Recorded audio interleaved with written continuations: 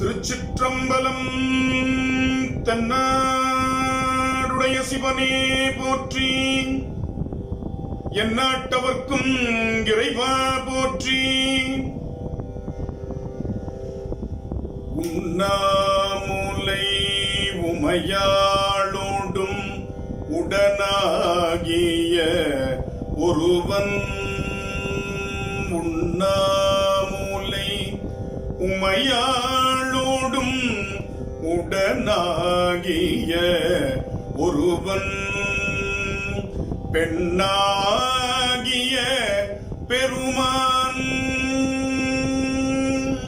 பெண்ணாகிய பெருமான் மலை திருமாமணி திகழ மண்ணார்ந்தன அருவி திரள் மழலை மூழவு அதிரும், மண்ணார்ந்தன அருவி திரள் மழலை மூழவு அதிரும், அண்ணாமலை தொழுவார், அண்ணாமலை தொழுவார் வினை வழுவா வண்ணம் அருமே, அண்ணாமலை தொழுவார் வினை வழுவா வண்ணம் அருமே. திருச்சிற்றம்பலம். எல்லாம் வல்ல பெருமானுடைய தனிப்பெரும் கருணையினாலே இந்த நாள் மிக இனிமையான நாளாக நமக்கு கிடைத்திருக்கிறது. எல்லாம் வல்ல பெருமானுடைய திருவடிகளுக்கு என்னுடைய பணிவான வணக்கத்தை தெரிவித்து வருகின்றேன். ஆஸ்திரேலிய நாட்டினுடைய விக்டோரியா மாகாணத்தில் கடந்த 3 ஆண்டுகளாக மிகச் சிறப்பாக இயங்கி வரக்கூடிய சைவ சித்தாந்த மையம் ஏற்பாடு செய்திருக்கின்ற சிவ வடிவங்களும் சிறப்புகளும் என்கின்ற அற்புதமான பொருண்மையில் பேசுவதற்காக அடியேனுக்கு இந்த வாய்ப்பு கிடைத்திருக்கிறது. உண்மையில் அந்த அமைப்பை சார்ந்த அனைவருக்கும் என்னுடைய பணிவான வணக்கத்தை இந்த நல்ல நேரத்தில் இணையம் வாயிலாக தெரிவித்து வருகிறேன்.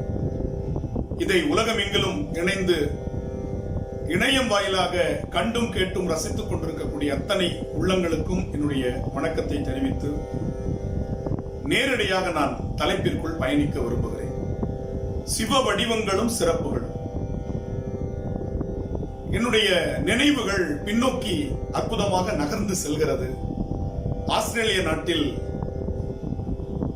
பல நாட்கள் தங்கி திருமுறையையும் சைவ சித்தாந்தத்தையும் திருக்கோவில் வழிபாட்டு முறைகளை எல்லாம் அந்த மக்களோடு இணைந்து பரிமாறிக்கொள்வதற்கான ஒரு சூழலை ஏற்படுத்தி கொடுத்த அமைப்புகளை நான் நினைத்து பார்க்கிறேன். அந்த பயணம் என்பது உண்மையில் வாழ்க்கையில் மறக்க முடியாத பயணம்.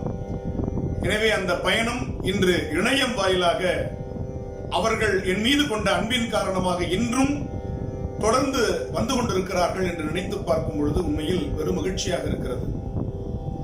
அதுவும் இந்த ஆண்டினுடைய முதல் சொற்பொழிவு ஆற்றக்கூடிய பெருமையும் வாய்ப்பும் அடியேனுக்கு கிடைத்திருக்கிறது என்று நினைத்து பார்க்கும் பொழுது உண்மையில் மகிழ்ச்சியாக நான் கருதுகிறேன். எனவே இந்த அமைப்பைச் சேர்ந்த அனைவருக்கும் என்னுடைய வாழ்த்துக்களையும் பாராட்டுதல்களையும் சொல்லி தொடர்ந்து இது போன்ற பல நிகழ்வுகளை முன்னெடுக்க வேண்டும் சைவ சித்தாந்த மையம் என்கின்ற வேண்டுகோளையும் சொல்லி, சிவ வடிவங்கள் என்று நாம் பார்க்கும் முன்னால் அப்பர் பெருமான் ஒரு தாண்டகத்தில் இப்படி குறிப்பிடுகின்றார். இரு நிலனாய் தீயாகி நீருமாகி இயமானனாய் எரியும் காற்றுமாகி அருநிலைய திங்களாய் ஞாயிறாகி ஆகாசமாயட்ட மூர்த்தியாகி நெருநல பெருநலமும் குற்றமும் பெண்ணும் ஆணும் பிறர் உருவும் தம் உருவும் தாமேயாகி நெருநலைய இன்றாகி நாளையாகி நிமிர்ப்பும் சடையடிகள் நின்றவாறே. இந்த தாண்டகத்தில் வடிவங்கள் பற்றி அப்பர் பெருமான் பேசுகிறார். இறைவன் எப்படி இருக்கிறான்? இருநிலனாய், தீயாகி, நீருமாகி, பஞ்சபூதங்களை இங்கே குறிப்பிடுகின்றார் அப்பர் பெருமான். இறைவன் பஞ்சபூதங்களாக இருக்கிறான். இயமானன் என்று சொல்லக்கூடிய நம்முடைய உயிருக்கு உயிராக இருந்து இயக்கக்கூடிய சக்தியாக இருக்கிறான். அட்டமூர்த்தி என்று சொன்னால் நிலம், நீர், தீ, காற்று, ஆகாயம் 5, இயமானன் என்கின்ற உயிர் சக்தி 6, திங்கள் எனும் நிலவு 7, ஞாயிறு என்கின்ற சூரியன் 8.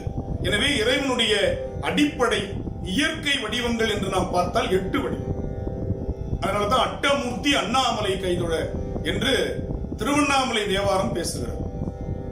எனவே வடிவம் என்பது எதற்காக என்று நாம் பார்த்தால், தண்ணீர் இருக்கிறது. அந்த தண்ணீரை ஒரு குவளையில் நாம் ஒரு வடிவத்திற்குள் கொண்டு வரும் பொழுது அந்த தண்ணீர் நமக்கு பயன்பாடுடையதாக ஆகிறது. ஒரு இனிப்பு என்ற ஒரு சுவை இருக்கிறது, அனைவருக்கும் தெரிந்ததுதான். ஆனால் அந்த இனிப்பு சுவையை அப்படியே நம்மால் சுவைக்க முடியாது. அதற்கு என்று ஒரு வடிவம் தேவைப்படுகிறது. எனவே அந்த இனிப்பை நாம் சுவைப்பதற்கு சதுரம், வட்டம், உருண்டை, நீள் செவ்வகம் என்கின்ற ஒரு வடிவம் நமக்கு பயன்பாட்டிற்காக தேவைப்படுவது போல இறைவன் என்கின்ற ஒரு ஆற்றலுக்கு வடிவம் கொடுத்து பார்க்கின்ற சிறப்பு என்பது தேவைப்படுகிறது. எனவே வடிவ வேதங்களால் இறைவன் அத்தனையாக இருக்கிறான் என்று நாம் எடுத்துக்கொள்ளக்கூடாது. ஒரு நிலவு கீழே உள்ள 100 பாத்திரங்களில் உள்ள தண்ணீரில் 100 நிலவாக தோற்றமளிப்பதை போல பல வடிவங்களாக இறைவன் இருந்தாலும் இறைவன் ஒன்றுதான். திருமூலர் தெளிவுபடுத்தி விடுகிறார், ஒன்றே குலம், ஒருவனே தேவன். எனவே ஒருவனே தேவன்.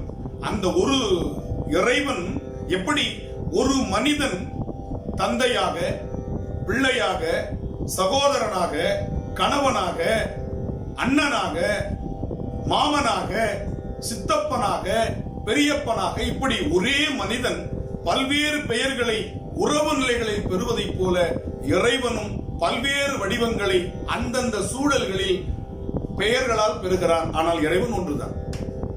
எனவே இந்த இருநிலனாய், தீயாகி, நீருமாகி, எரியும் காற்றுமாகி, அருநிலைய திங்களாய், ஞாயிறாகி, ஆகாசமாய், அட்டமூர்த்தி. அந்த அட்டமூர்த்திக்கு தான் மேல விளக்கம் கொடுத்துட்டு அடுத்து சொன்னார், பெருநலமும் குற்றமும் பெண்ணும் ஆணும். இந்த உலகத்தில் உள்ள அத்தனையுமாக இருக்கிறான், பெண்ணாக, ஆணாக இருக்கிறான்.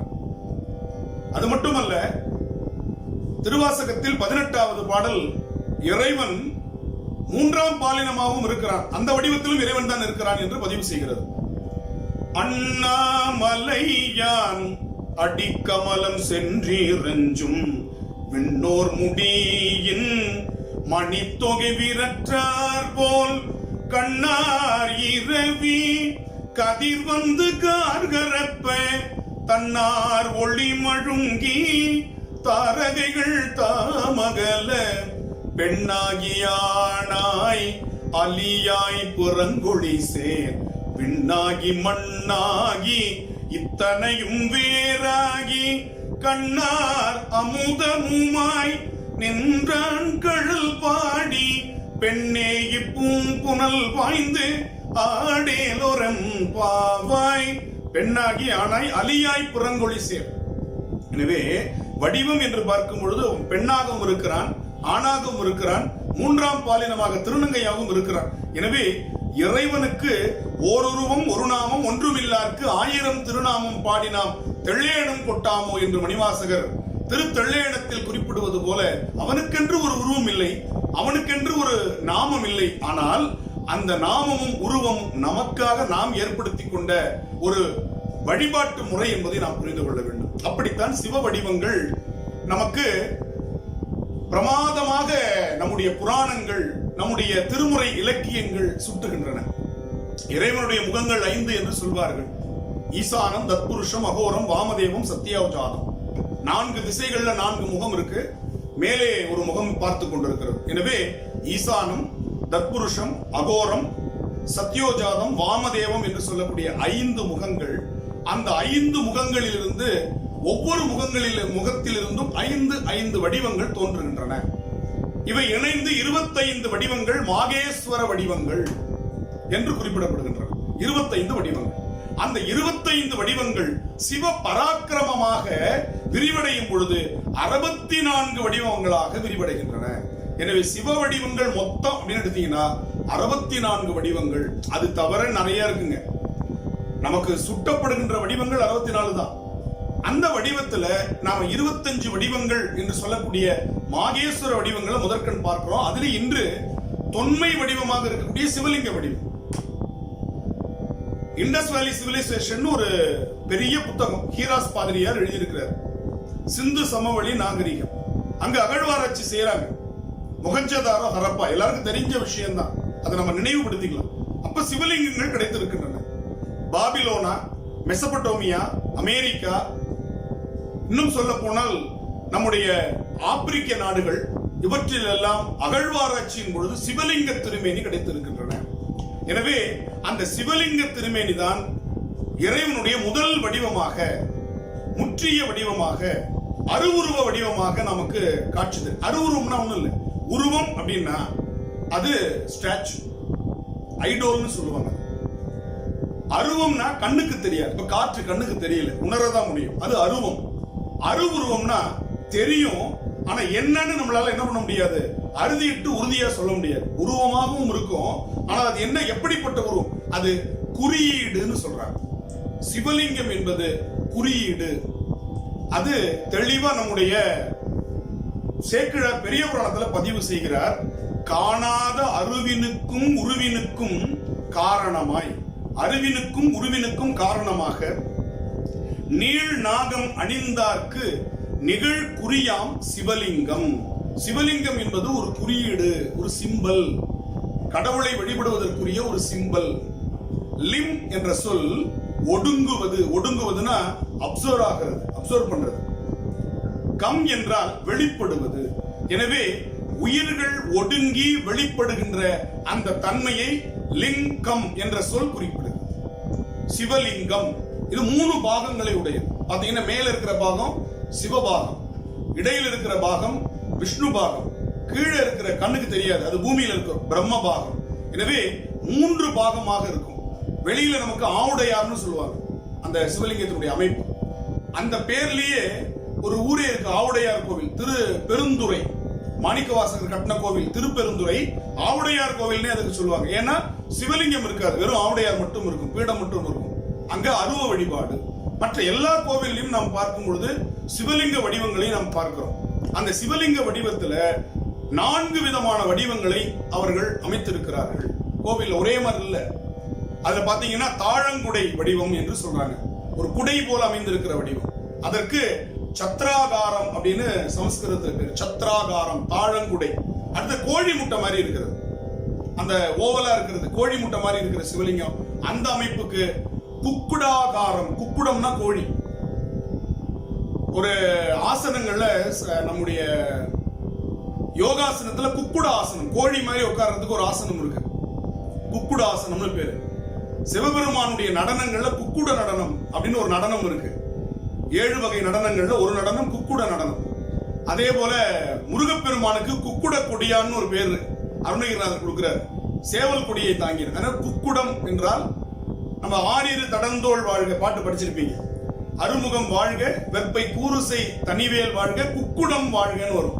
அந்த குக்குடம்னா என்ன நமக்கு நிறைய பேருக்கு தெரியறதுக்கு வாய்ப்பு இருந்திருக்கு. குக்குடம்னா கோழி என்று பெயர். அப்ப கோழி முட்டை போல் அமைந்திருக்கிற அந்த சிவலிங்க அமைப்புக்கு பேரு குக்குடாகாரம்னு பேரு. அடுத்து வெள்ளரி பழம் மாதிரி நீள் உருண்டையாக அமைந்திருக்கிற அமைப்பு, வெள்ளரி பழம் பார்த்திருப்பீங்க, அது மாதிரி அமைந்திருக்கிற அந்த இதுக்கு திரிபுடாகாரம் அப்படின்னு பேர். அதே போல பாதிமதி, அதாவது பிறைச்சந்திரன் மாதிரி சில சிவலிங்கங்கள் இருக்கும், அதற்கு பேரு அர்த்த சத்திராகாரம், சந்திராகாரம் என்று அதற்கு பேர். இப்படி 4 வடிவங்கள் சிவலிங்கம் அமைக்கப்படுகின்றன. அடுத்தது பார்த்தீங்கன்னா சிவலிங்கத்துல எத்தனை வகைகள் இருக்குன்னா, அதாவது இந்த வகைகள் நான் வடிவத்தை வச்சு சொன்ன வடிவங்கள் 4 வகைகள். பரார்த்தலிங்கம், சுயம்புலிங்கம், தெய்வீகலிங்கம், ஆரிடலிங்கம், மானுடலிங்கம், சனிகலிங்கம் அப்படின்னு 7 வகையான லிங்கங்கள் இருக்கின்றன. இந்த பரார்த்த லிங்கம்னா ஒண்ணும் இல்லைங்க, நிலையாக இருக்கக்கூடிய சிவலிங்கத்துக்கு பரார்த்த லிங்கம்னு பேர். அடுத்து இரண்டாவது சுயம்பு லிங்கம், இயல்பாகவே தோன்றிய லிங்கங்கள் சுயம்பு லிங்கங்கள். இப்ப திருவாரூர்ல இருக்கிற சுவாமி வன்மீகநாதர் புற்றிடம் கொண்டார். அந்த புற்று இயல்பாக இருக்கிறது, அதுக்கு சுயம்பு லிங்கம்னு பேர். திருவையாறு ஐயாரப்பர் சுயம்பு லிங்கம், புற்று இயல்பா இருக்கும். சுவாமிக்கு அபிஷேகம் கிடையாது, மேல ஒரு கவசத்தை போட்டுதான் அபிஷேகம் பண்ணுவாங்க. அதே மாதிரி திரு நல்லூர், அந்த இது வந்து சாண்ட்ஸ்டோன் அப்படின்ற மணல் கல்லாலான சுயம்பு லிங்கம். ஒரு நாளைக்கு 5 நிறம் அந்த லிங்கம் மாறுகிறது. இன்னைக்கு அதை நிரூபிச்சிருக்கிறாங்க. விடியற் காலையில ஒரு நிறம், வெயில் நேரத்துல ஒரு நிறம், உச்சி பொழுதில ஒரு நிறம், மாலை நேரத்துல ஒரு நிறம், இரவு நேரத்துல ஒரு நிறம். 3 அந்த காலங்கள்ல 5 நிறம் மாறுது அந்த சிவலிங்கம். மாணிக்கவாசகருடைய சிவபுராணத்துல ஒரு வரி வரும், நிறங்களோர் ஐந்துடையாய், நிறங்களோர் ஐந்துடையாய். அதை எங்க பார்க்கலாம்னா தஞ்சாவூர் மாவட்டத்துல கும்பகோணத்துக்கு போற வழியில் இருக்கக்கூடிய திருநல்லூர் சிவலிங்கம். வடிவங்கள் படுத்தி பார்க்கும் போது இந்த மாதிரி ஆச்சரியங்களையும் நம்ம பார்க்கிறோம். திரு கன்றாப்பூர்னு ஒரு ஊர் இருக்குங்க. சிவலிங்கத்திற்கு தொல்காப்பியத்துல சான்று இருக்கா அப்படின்னு கேட்டா கந்தழின்னு ஒரு சொல் வருது. கொடிநிலை வள்ளி கந்தழி வடுநீங்கு சிறப்பின் முதலன மூன்றும் கடவுள் வாழ்த்தோடு கண்ணிய வருமேன்னு சொல்றார். கடவுள் என்ற ஒரு நிலை சிவலிங்கத்தை குறித்தது. முருகன், மாயோன், இந்திரன், வருணன், கொற்றவை, இவங்கெல்லாம் நில தெய்வம். தெய்வம் வேறு, கடவுள் வேறு. இந்த நிலையை நீங்க புரிஞ்சுக்கணும். தெய்வம் அந்தந்த நிலத்திற்கு உரிய சாமி. கருப்பொருள்ல ஒன்று, கருப்பொருள் அந்த நிலத்தில் கிடைக்கக்கூடிய பொருள்கள். இப்ப எடுத்துக்கிட்டோம்னா குறிஞ்சி நிலம், மலையும் மலை சார்ந்த இடம், அங்க முருகன் நில தெய்வம். முல்லை காடும் காடு சார்ந்தது, திருமால் தெய்வம். ஆனால் இந்த 5 நிலத்திற்கும் பொதுவான ஒன்றை கடவுள் என்று குறித்தார்கள், மறந்துடக்கூடாது. 5க்கும் பொதுவானது கடவுள். அந்த கடவுளுக்கு தான் கந்தழி, கந்தழினா கட்டுத்தறி, பற்றுக்கோடு என்று பேரு. ஒரு ஊர்ல ஒரு பெண் இருந்தா, அந்த பெண் சிவலிங்க வழிபாடு செய்யறா. அவங்க கணவனுக்கு அது பிடிக்கல, எனவே சிவலிங்கத்தை தூக்கி கிணத்துல போட்டார். என்ன பண்றதுன்னு தெரியல அவங்களுக்கு. சிவலிங்க வழிபாடு பண்ணணும், என்ன பண்றது? வீட்டுல மாட்டு தொழுவம் இருக்கும் இல்லையா, அந்த மாட்டு தொழுல மாடு கட்டுற குச்சி தெரியுமா, மாடு கட்டுற கம்பு, அந்த கம்புல விபூதி பட்டையை போட்டு அதே சிவலிங்கமா வழிபட ஆரம்பிச்சா. இப்படி ஒரு சிவலிங்கம் இன்றும் இருக்கு. அவ வழிபட்ட சிவலிங்கம் திரு கன்றாப்பூர் என்ற ஊர்ல இன்னமும் அந்த மாட்டு கொம்பு தான் மூலவராக இருக்கிறது, மாட்டு கட்டுற கொம்பு. இத அப்பர் சுவாமி பாடியிருக்கார் இந்த செய்திய. அதற்கு பேரு தமிழ்ல தரின்னு பேருங்க, கட்டுத்தறின்னு பேரு, கட்டுகின்ற தறி. கன்றாப்பூர் நடு தறியை காணலாமே அப்படின்னு இந்த அப்பர் சுவாமிகள் 7ஆம் நூற்றாண்டுல தேவாரத்தில் இந்த சிவலிங்கத்தை பதிவு செய்திருக்கிறார். அதே போல அம்பாள் பந்தனை நல்லூர்ல பசுவாக இருந்து பூஜை செய்தார். அப்ப இந்த ஒரு இடத்துல போய் சிவலிங்கத்து மேல இந்த பசு பாலை தானாவே பொழியறத பார்த்துட்டு அந்த மாட்டினுடைய சொந்தக்காரன் குச்சினால அடிச்சானாம். அப்ப அந்த கால் எகிரி சுவாமியினுடைய சிரசுல பட்டுச்சு. அந்த சிரசுல பட்ட தழும்போட இன்னமும் அந்த சிவலிங்கம் இருக்கு. பந்தனை நல்லூர்னு பேரு. அந்த சிரசுல பாத்தீங்கன்னா மாட்டு கால்ல இருக்கக்கூடிய அந்த ஷூ மாதிரி இருக்கு இல்லையா, அந்த குழம்புன்னு சொல்லுவோம், அந்த குழம்பு அச்சு அந்த சிவலிங்கத்தில் இருக்கு. அதே மாதிரி திருப்புகலூர் அப்பர் சுவாமிகள் முக்தி பெற்ற தலம், அக்னீஸ்வரர்னு பேர் சுவாமி பேரு. லிங்கம் பிளந்து சுவாமியை ஏற்றுக்கொண்டதாக, அப்பர் சுவாமி ஏற்றுக்கொண்டதாக வரலாறு. அந்த லிங்கம் பிளவுபட்ட லிங்கமாக இன்னும் இருக்கு திருப்புகலூர்ல, நாகப்பட்டினம் மாவட்டம். இப்படி அந்த சிவலிங்கத்துல சுயம்பு லிங்கம் என்பது தானே உருவான லிங்கங்களை சுயம்பு லிங்கம்னு சொல்றோம். அதே போல கானலிங்கம், கானலிங்கம் என்பது எண் கணங்கள் வழிபட்ட லிங்கம் அங்கங்க இருக்குது. முருகன் வழிபட்ட லிங்கம், கணபதி வழிபட்ட லிங்கம், அதுக்கப்புறம் நம்முடைய எண் கணங்கள் என்று சொல்லக்கூடிய நந்தி, மாகாளர், பிரிங்கி முனிவர் வழிபட்ட தலம் அப்படின்னு நம்முடைய புராணங்கள்ல பார்த்திருப்பீங்க. ரிஷபம் வழிபட்ட தலம், அதுக்கப்புறம் நம்முடைய பார்வதி வழிபட்ட தலம், இப்படிலாம் சொல்லுவாங்க. இந்த லிங்கத்திற்கு பேரு கானலிங்கம் அப்படின்னு பேரு. அதே போல அடுத்தது தெய்வீக லிங்கம். பிரம்மன், திருமால், 33 தேவர்கள் வழிபட்ட லிங்கங்களுக்கு தெய்வீக லிங்கம் என்று பேரு. அதுக்கு அடுத்தது ஆரிட லிங்கம். முனிவர், அசுரர்கள் வழிபட்ட லிங்கத்துக்கு பேரு ஆரிட லிங்கம். ராவணன் பூஜித்த லிங்கம், இது கும்பகர்ணன் பூஜித்த லிங்கம், அசுரர்கள் பூஜித்த லிங்கம்லாம் இருக்குது. பானாசுரன் என்ற அசுரன் பூஜித்த லிங்கம் பானலிங்கம் அப்படின்னு சில கோவில்கள் இருக்கும், பார்த்திருக்கலாம். அது மாதிரி முனிவர்கள் அகத்தியர் வழிபட்ட லிங்கம், மகரிஷி ரோம மகரிஷி வழிபட்ட லிங்கம், கொங்கணர் வழிபட்ட லிங்கம், இதெல்லாம் பாத்தீங்கன்னா ஆருட லிங்கம்னு சொல்றோம். நான் சாதாரணமாக மனிதர்கள் வைத்து வழிபட்ட லிங்கங்கள் மானுட லிங்கம், தஞ்சை பெரிய கோவில், கங்கை கொண்ட சோழபுரம், ராஜாக்கள் கட்டின அத்தனை கோவில்களும் மானுட லிங்கம் அப்படின்னு பேரு. அடுத்தது 7வதா சொல்ற வகை சனிகலிங்கம்.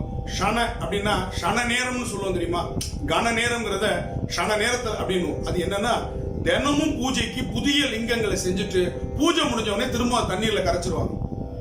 தினம் இப்ப பாத்தீங்கன்னா ஒரு களிமண் எடுத்து ஒரு லிங்கம் செஞ்சு அதை என்ன பண்ணுவாங்க, வழிபாடு செய்வாங்க. செஞ்சு முடிச்ச உடனே திரும்ப அந்த களிமண் என்ன பண்ணுவாங்க, கரைச்சிருவாங்க. நம்ம விநாயகர் சதுர்த்திக்கு மண் விநாயகர்ல பூஜை பண்ணிட்டு ஒரு 3 நாள் 5 நாள் வீட்டுல வச்சிருந்து அதை ஆத்துல குளத்துல கரைச்சிருவோம் இல்லையா, அது மாதிரி ஒவ்வொரு நாளும் சிவலிங்கம் செஞ்சு வழிபடுவாங்களாம். அதுக்கு பேரு சனிகலிங்கம்னு பேரு. அது சாணத்துல புடிச்சு வச்சு வழிபாடு செய்வாங்க. அதுக்கப்புறம் சாப்பாடு இருக்கு பாருங்க, அன்னம், அன்னத்தையே லிங்கமாக பிடிச்சு வழிபாடு செய்யலாம், வெள்ளத்தை பிடிச்சு வச்சு வழிபாடு செய்யலாம். இப்படி அந்த சன நேரத்தில் வழிபாடு முடிந்தவுடன் கரைத்து விடுகின்ற லிங்கத்துக்கு பேரு சனிகலிங்கம். இப்படி லிங்க வடிவம் 7 வகையாக இருக்கிறது அப்படின்னு நம்ம புரிஞ்சுக்கணும். இப்ப சிவலிங்கம் பாருங்க, நம்ம ஒரே ஒரு சிவலிங்கம் பார்த்திருக்கிறோம். மிகப்பெரிய அளவில் இருக்கக்கூடிய சிவலிங்கம் தஞ்சை பெரிய கோவில், பெருவுடையார், பெரிய ஆவுடையார், அவர் பெருவுடையார்னு பேர். அதற்கு அடுத்தது கங்கை கொண்ட சோழபுரம். அதுக்கப்புறம் உள்ள எல்லா லிங்கம் அதே மாதிரி ரொம்ப குட்டி லிங்கம், இவ்வளவுதான் இருக்கும். அது அலங்காரம் பண்ணா லிங்கமே தெரியாது. அந்த லிங்கம் பாத்தீங்கன்னா நித்திய சுந்தரேஸ்வரர்னு திருநெடுங்கலம். அம்மா இன்னைக்கு அழகா இறைவணக்கம் பாடினாங்களே, அந்த மறையுடையாய் தோளுடையாய்னு அந்த பதிகம் இடம்பெற்ற தலம் திருநெடுங்கலம். அந்த தலத்தில் இருக்கிற லிங்கம் பாத்தீங்கன்னா இவ்வளவுதான் இருக்கும், இவ்வளவுதான் இருக்கும். மூர்த்தி சிறுசா இருந்தாலும் கீர்த்தி பெருசுன்னு சொல்ற மாதிரி இடர்களையும் பதிகம் பாடப்பெற்ற தலம் அந்த தலம், இவ்வளவுதான் இருக்கும் அந்த லிங்கம். அதுபோல இந்த லிங்கங்கள் நமக்கு கிடைத்திருக்கின்றன என்ற வரலாற்று அடிப்படையில் நாம் தொல்காப்பியத்தில் கந்தழி என்ற அடிப்படையில் பார்க்கிறோம். அதற்கு முன்பு 5000 10,000 ஆண்டுகளுக்கு முன்பே அகழ்வாராய்ச்சிகளில் சிவலிங்க திருமேனிகள் கிடைத்திருக்கின்றன என்பது சிவ வழிபாட்டினுடைய தொன்மையை நமக்கு காட்டுகிறது. மொழி ஞாயிறு தேவநேய பாவாணர் அப்படின்னு ஒருத்தர் இருந்தார். மொழி ஞாயிறு தேவநேய பாவாணர். அவர் சொல்றார், தமிழர் மதம் அப்படின்னு ஒரு நூல் வந்திருக்கு, வாய்ப்பு இருந்தா நீங்க அந்த இணையத்துல கூட பார்க்கலாம். தமிழர் மதம். அதுல அவர் சொல்றார், அவர் பிறப்பால கிறிஸ்தவர், ஆனால் அந்த தேவநேய பாவாணர் சொல்லுகிறார், உலகத்தினுடைய மூத்த மதம் சைவ மதம், உலகத்தினுடைய மூத்த வழிபாடு சிவலிங்க வழிபாடு என்று தேவநேய பாவாணர் குறிப்பிடுகின்றார். நூல் தமிழர் மதம், மறந்துடாதீங்க. அவரை மொழி ஞாயிறுன்னு சொல்லுவாங்க. வேர்ச்சொல் ஆராய்ச்சின்னு சொல்லி தமிழருடைய தொன்மையை ஆராய்ச்சி செய்த மிகப்பெரிய அறிஞர் மொழி ஞாயிறு தேவநேய பாவாணர். 100க்கும் மேற்பட்ட தமிழ் நூல்களை எழுதி ஆராய்ச்சி நூல்கள், அவ்வளவும் தமிழருடைய தொன்மையை ஆராய்ச்சி செய்த நூல்கள். அதே போல நாசி கந்தையா, இலங்கை தமிழர்கள் அவரை மறக்க முடியாது. அந்த நாசி கந்தையா அவர்கள் எழுதிய நூல்கள் எல்லாம் நம்முடைய சைவ மதத்தினுடைய தொன்மையை நமக்கு காட்டுவனவாக பல்வேறு ஆதாரங்களோடு நிரூபிக்கிறார். சாதாரண விஷயம் இல்லை. அதே போல நம்முடைய அட்ட வீரட்ட வடிவங்கள்ல இந்த வடிவங்கள் பத்தி பேசுறோம். அட்ட வீரட்ட வடிவங்கள், சிவபெருமான் 8 வடிவங்களை கொள்கிறான் அப்படின்னு சொல்லி பிரம்மனுடைய தலையை எடுத்த வடிவம். பிரம்மனுக்கு 5 தலை இருந்தது, அவனுக்கு அந்த 5வது தலை ஆணவமா இருந்தது. அந்த தலையை பெருமான் கிள்ளினார். அந்த இடத்துக்கு பேரு கண்டியூர்னு பேரு, பிரம்மசிர கண்டீசர்னு சுவாமிக்கு பேரு. திருவையாருக்கு பக்கத்துல அந்த தலம் இருக்கு. பிரம்மனுக்கு சன்னதி இருக்கிற கோவில் அது மட்டும் தாங்க, வேற எங்கேயும் பிரம்மனுக்கு சன்னதி கிடையாது, கோவில் கிடையாது. கண்டியூர்ல பாடல் பெற்ற தலம். அந்த ஊர்ல பிரம்மனுக்கு தனி சன்னதி இருக்கு. பிரம்மாவும் சரஸ்வதியும் சுவாமியை நோக்கி வணங்கியவாறு இருப்பார்கள்.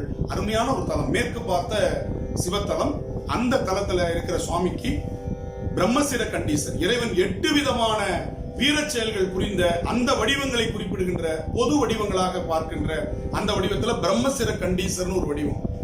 அதே போல அந்தகாசுரன் என்ற அசுரனை வதம் செய்த இடம் திருக்கோவிலூர் வீரட்டம். இந்த தலங்கள் வீரட்ட தலங்கள். நாவுக்கரசுடைய முதல் பாட்டு திரு அதிகை வீரட்டம்னு கேள்விப்பட்டிருக்கும். அந்த திருவதிகை வீரட்டம் திரிபுராந்தகர்,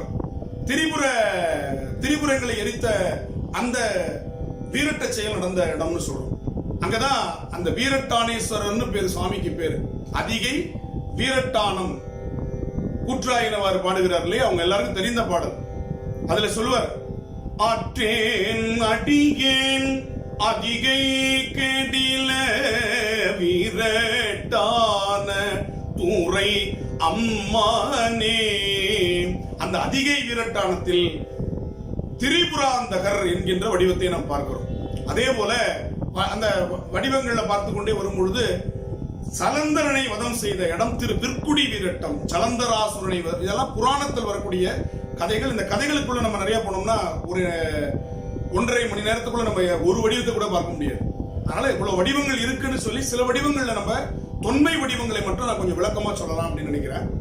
அதே மாதிரி கஜாசுரனை அழித்து அந்த யானை தோலை போர்த்திய உருவம், சுவாமிக்கு பேரு கஜசம்ஹாரர், கஜசம்ஹார மூர்த்தி. திருவழுவூர் வீரட்டம்னு அதுக்கு பேருங்க. அதே போல காமனை எரித்தது குறுக்கை வீரட்டம், காமனை எரித்த தலம். அதே மாதிரி உங்க எல்லாருக்கும் தெரிந்தது கடவுர் வீரட்டம், யமனை மார்க்கண்டேய முனிவருக்காக யமனை எட்டி உதைத்த தலம், அந்த தலம் கடவுர் வீரட்டம். இப்படி 8 வீரட்ட வடிவங்கள் நமக்கு பார்க்கிறோம். சரி, இப்ப இது எல்லாமே ஒரு முன்னுரை தான். இனிமேல் தான் நான் வடிவங்களை தனித்தனியா பார்க்க போறோம். இவ்வளவு நான் சொன்னது முன்னுரை. பெருமானுடைய வடிவங்கள் என்பவை பெருமான் நமக்காக இறங்கி வருகிற தன்மை, பெருமான் நமக்காக இறங்கி வருகிற தன்மை. சொரூபம் தடத்தம் அப்படின்னு 2 சொல் சொல்லுவாங்க சைவ சித்தாந்தத்துல.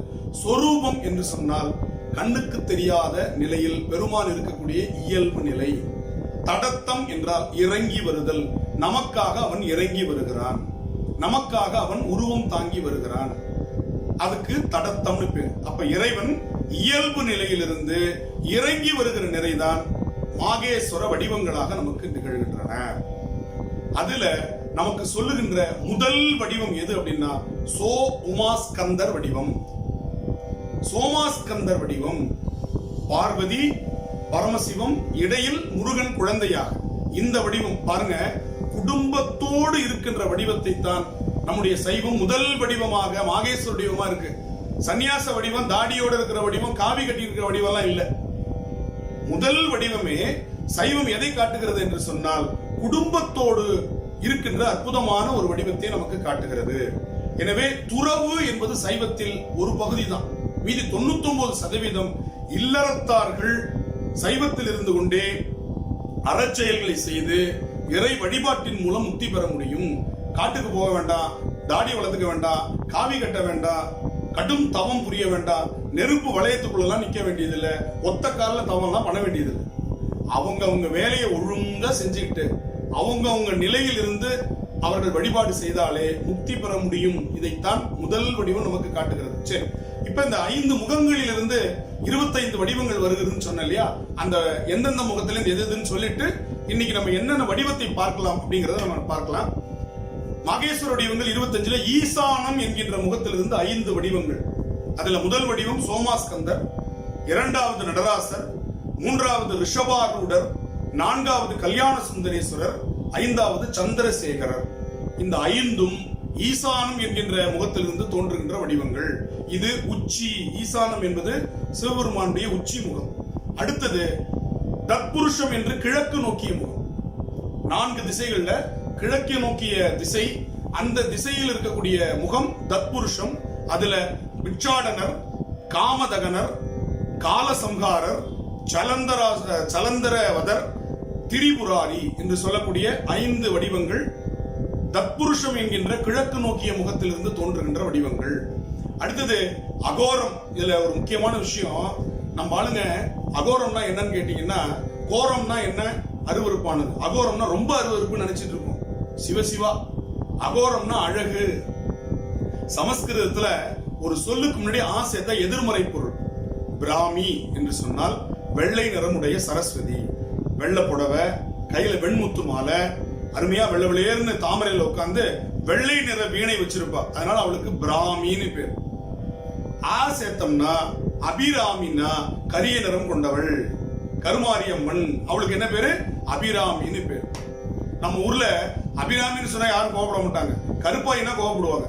கருப்பாயி தான் அபிராமிக்கு சரியான தமிழ் சொல். சொன்னா நம்ம ஆளுங்களுக்கு கோவம் வந்துடும். ஏன்னா தமிழ்ல சொல்லிட்டோம் இல்லையா, அபிராமின்னு சொல்லும்போது ஓ அபிராமி நல்ல பேரா இருக்கு அப்படின்னு சொல்லுவோம். ஆனா அபிராமின்ற சொல்லுக்கு கரிய நிறம் கொண்டவள். மாரி என்று சொன்னாலே மழை, மழை என்று சொன்னாலே கரிய நிற மேகம் கொண்டது. எனவே மாரியம்மன் அப்படின்னு நம்ம ஊர்ல இருக்கு, இன்னும் இருக்கு. மாரியம்மன்னா கரிய நிற மேகத்தை போன்ற நிறம் உடையவள் என்று பொருள். சரியா? அப்ப கோரம்னா தான் அருவருப்பானது, அகோரம்னா அழகானது என்ற பொருள். எனவே அகோர வீரபத்திரர் என்று சொன்னால் ரொம்ப கொடுமையா இருக்குன்னு அர்த்தம் இல்ல, அழகானவர். எனவே அகோரம் என்ற அந்த முகத்திலிருந்து, இந்த முகம் தெற்கு நோக்கிய முகம், அந்த முகத்தில் இருந்தா கஜசம்ஹாரர், வீரபத்திரர், தட்சிணாமூர்த்தி, திருநீலகண்டர், கிராதர் என்ற வடிவங்கள் தோன்றுகின்றன. இந்த கிராதர் அப்படின்னா நம்ம இன்னைக்கு கிராமத்துல திட்டுறோம், அவன் சரியான கிராதகன் அப்படின்னு திட்டுவோம். அப்படின்னா என்னன்னு தெரியாது. வேடன் என்று பொருள். வேடன் காட்டுவாசி, அதனால பண்பாடற்றவன கிராதகன் அப்படின்னு திட்டுவோம். வேடன் அர்த்தம். சிவபெருமான் வேடனாக அர்ஜுனரோடு போரிட்ட அந்த வடிவத்துக்கு கிராத வடிவம்னு பேரு. அந்த வடிவம் அதே பாருங்க, அகோரம் என்பது தெற்கு நோக்கிய முகம். அதனாலதான் தட்சிணாமூர்த்தி அந்த முகத்திலிருந்து தோன்றுகிறார். தட்சிணம், தட்சிணம் என்றால் தெற்கு, தென்முக கடவுளாகிய தட்சிணாமூர்த்தி அதிலிருந்து தோன்றுகிறார். அடுத்தது நான்காவது முகம் வடக்கு நோக்கிய முகம் வாமதேவம். வா வா ஞாபகம் வச்சுக்கலாம். வடக்கு நோக்கிய முகத்துக்கு பேரு வாமதேவம். அதுலதான் கங்காளர், சக்கரதாரர், கஜாரி, சண்டேச அனுகிரகமூர்த்தி, ஏகபாதர் என்று சொல்லக்கூடிய 5 வடிவங்கள் நமக்கு வாமதேவம் என்கின்ற வடக்கு நோக்கிய முகத்திலிருந்து. நிறைவாக இருக்கின்ற மேற்கு நோக்கிய முகம், அதுக்கு பேர் சத்யோஜாதம் அப்படின்னு பேர். சத்யோஜாத முகம் 5வது முகம். அதுல இருந்தா லிங்கோத்பவர். ஒவ்வொரு கோவில்லையும் மேற்கு பக்கம் கோஷ்டம் என்று சொன்னால் கருவறையை சுற்றி இருக்கிற சுவருக்கு கோஷ்டம்னு பேர். முதல்ல ஒரு கோவில்னா நமக்கு என்னன்னு தெரிஞ்சுக்கணும். மானுடர் ஆட்கை வடிவு சிவலிங்கம், மானுடர் ஆக்கை வடிவு சிதம்பரம், மானுடர் ஆக்கை வடிவு சதாசிவம், மானுடர் ஆக்கை வடிவு திருக்கூத்தேன்னு திருமூலர் சொல்றார். நம்ம உடம்பு தான் கோவில், நம்ம உடம்பு தான் சிவலிங்கம், நம்ம உடம்பு தான் ஆலயம். ஒரு அருமையான ஒரு பாட்டு. உள்ளம் பெரும் கோயில் உடம்பு ஆலயம், வள்ளல் பிரானார்க்கு வாய் கோபுரவாசல், தெள்ளத் தெளிந்தார்க்கு ஜீவன் சிவலிங்கம், கள்ள புலனைந்தும் காளாமணி விளக்கே.